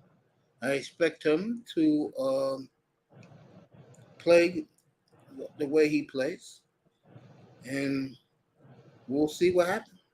You know what I'm saying? That's Yeah, the way I look man. at it. Yeah, we'll see what happens, man. Cause I'm full gone. I'm a full gone football right now, man. So that's pretty much. I'm just trying to just check out my team, watch my team. You know, check out my quarterback who looks pretty good so far. Even though it's training camp right now. He's coming along. He looks the part. He looks the part. Mr. Miami in the chat go, Dan Marino got hurt week 6 of 93. Jordan, no love. Yeah, Man, y'all, I just want Tungalo over to win games. That's it. That's it. If he has to yeah, score 40 touchdowns, I have God a bless him. prediction for you guys. I think that your record this year will probably be somewhere around maybe like what? Such a hater. Yeah, go ahead. Say it. I Say it. mean, 7-10, perhaps. Bro, What's if they up? go 7-10, you talk about me trolling these dudes, bro. If they go 7-10, bro. Oh You my go, God, they go you 7-10. I'm a shit, mate. You gonna be kind of hurt behind that shit too, man. Because no, not really. the I'm used thing to is, it. man, you kind of No, the I'm third used. best. You kind of the third best team in your division, man. Just to be real about it. That could be a possibility. No, I'm not that's the putting case. nothing past that. That's the case. I That's think, matter stone of fact, cold no, fact. let me tell you right now. You're gonna think I'm crazy. I can't pick an AFC team to go to the Super Bowl. I can't, not right now. I'm dead serious. I got Dallas in the NFC. That's an easy choice. I got a problem picking the AFC. Oh yeah, Good Mace. What do you think? What video do you think baller about the? X. What do you think about the about Dak's cornerback calling them the B word, bro? Well, how you feel about that, man? Who called Dak Prescott the B word? Oh man, you didn't see. Oh, see, man, I thought you Oh, was a this guy sports did guy. it? I know he talking about Diggs did it, right? Yeah, Yeah, in yeah, that practice. Yeah, that was back on Monday. Yeah, Diggs did it. Yeah. See, yeah. now Diggs is feeling himself because he just got $97 million over the last weekend. Now he's feeling himself. Now he has the balls to go up to Dak Prescott and say, "You a bitch." Yeah. He can do that now. He got his money. Basically, what Trevor and Diggs did, folks, he called him bitch. In our terms, in nigger terms, that means you suck. You're the reason why we don't got a chip. And Michael Parsons said the other day that he will carry this team to a championship. He said it won't be Dak Prescott. Hey man, everybody know Dak be fucking up, man. You just look at, man. Just what do your eyes show you, man? He'll pass some stats up, but that's about it, man. He don't win close games. He always doing something, self checking in the fourth quarter, or whatnot. I mean, I don't like him. I mean, shit, he in the same category as Tua. So, bro, man, it's gonna be some hurt feelings this year, man. It's gonna be some hurt feelings, bro. Like for real, dog. I think so too. I think right now, I don't know who to pick. You know, Cincinnati to me is the best team. But this is the but. Higgins and Boyd is free agents after this year. And you're gonna have to give Joe Burrow his money sooner or later because this guy got his money last week, Herbert. Okay. And he said he'll take less to keep his receivers. Then you got the Chiefs, of course. But again, I don't trust the Chiefs. And this tells you how good Mahomes is, bro. In Madden, he's a 99, so is Kelsey, and Chris Jones is a 96. The next highest rated player on the Chiefs is like 82, bro. Mace, listen, bro. This is since I've been talking to you on your platform. One thing I've always said: as long as you got that quarterback there, that fixes a lot of problems. That Oh fixes your receiver problems. It yeah, fixes, I mean, your running back problems. yeah. It fixes a shaky ass defense problem. It does a whole lot, man. And he pretty much top dog right now. And you got to pencil him in at least as going to the Super Bowl because, I mean, he's You just can so do that. Yeah, fucking. I don't have an argument. I'm talking about me. I have a problem picking one of these teams who's going to compete with Kansas City to win right now. You know who I'm leaning towards, bro? I'm leaning towards the Browns right now, bro. No way. No way. He looks great so far. Yo, 305, pull up, bro. I'm ready to go off the air in 5 minutes. We're going to take this off the air. Me, Laurel, you, and Keynes. We'll take it off the air, bro. So, and SmackDown is over. So pull on up here, bro, and chill with us. Yeah, bro. Why you say no way? I'm curious. I said right now I'm leaning towards. I'm not picking them yet. Yeah, why? Laurel, why you don't like Cleveland, family? But shit. For one, I don't believe in their quarterback anymore. Okay. They have a decent defense. I think they have a couple of weapons, but they're in a division that's so fucking stacked right now. I don't see them beating the Ravens. I don't see them beating Joe Burrow and the Cincinnati Bengals. And if Mike Tomlin can get anything out of his quarterback, Pritchett, then I think that they might come in fourth place in that division. It's a reason why. I mean, just look at who they play. It's a big reason why. So, nah, man, I don't see it, Mace. Okay. Not for those guys.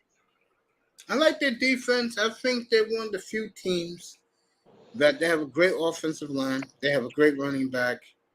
Their tight end is very good. He's grown up, had a big year last year. You could argue one of the three top players, Donald, him, and Parsons and Myles Garrett, bro.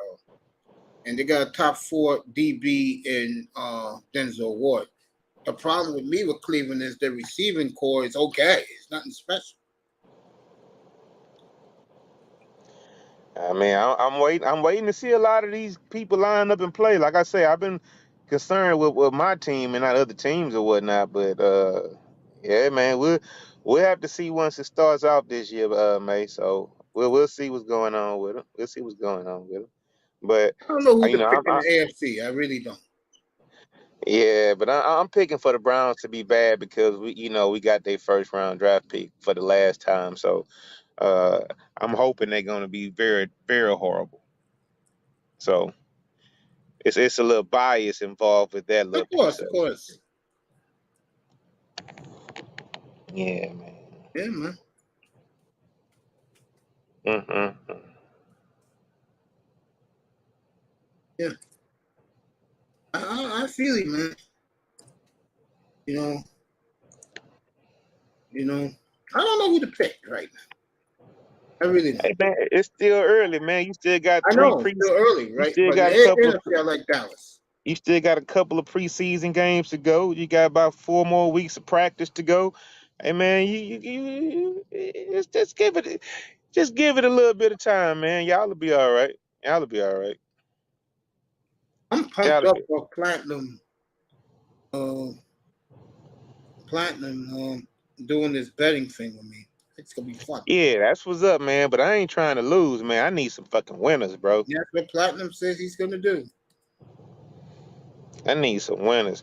But Platt do make a lot of sense with like his picks or whatnot, bro. Cause I don't want to say parlays are a sucker bet, but Yeah, he said tonight he loves the parlays. man, I thought he just liked playing that money line shit, man. He likes that too. Yeah. Yeah, man. I mean, I'm pumped. I can't wait to start that up, man.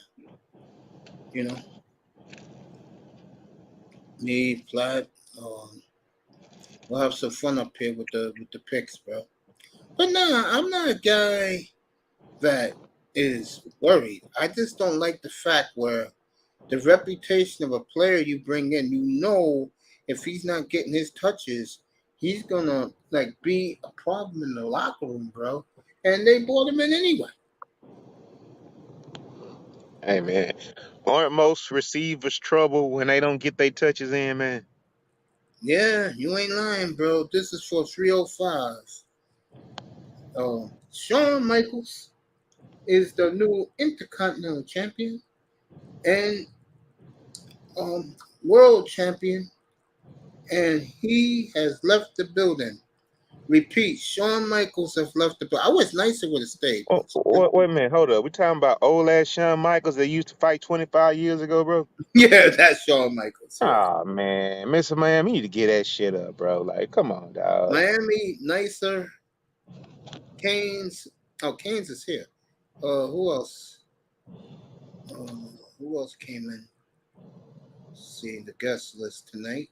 Big Money Sean QZ was awesome tonight. Giving us stock tips up here, me and Platt. Jefferson reappeared tonight.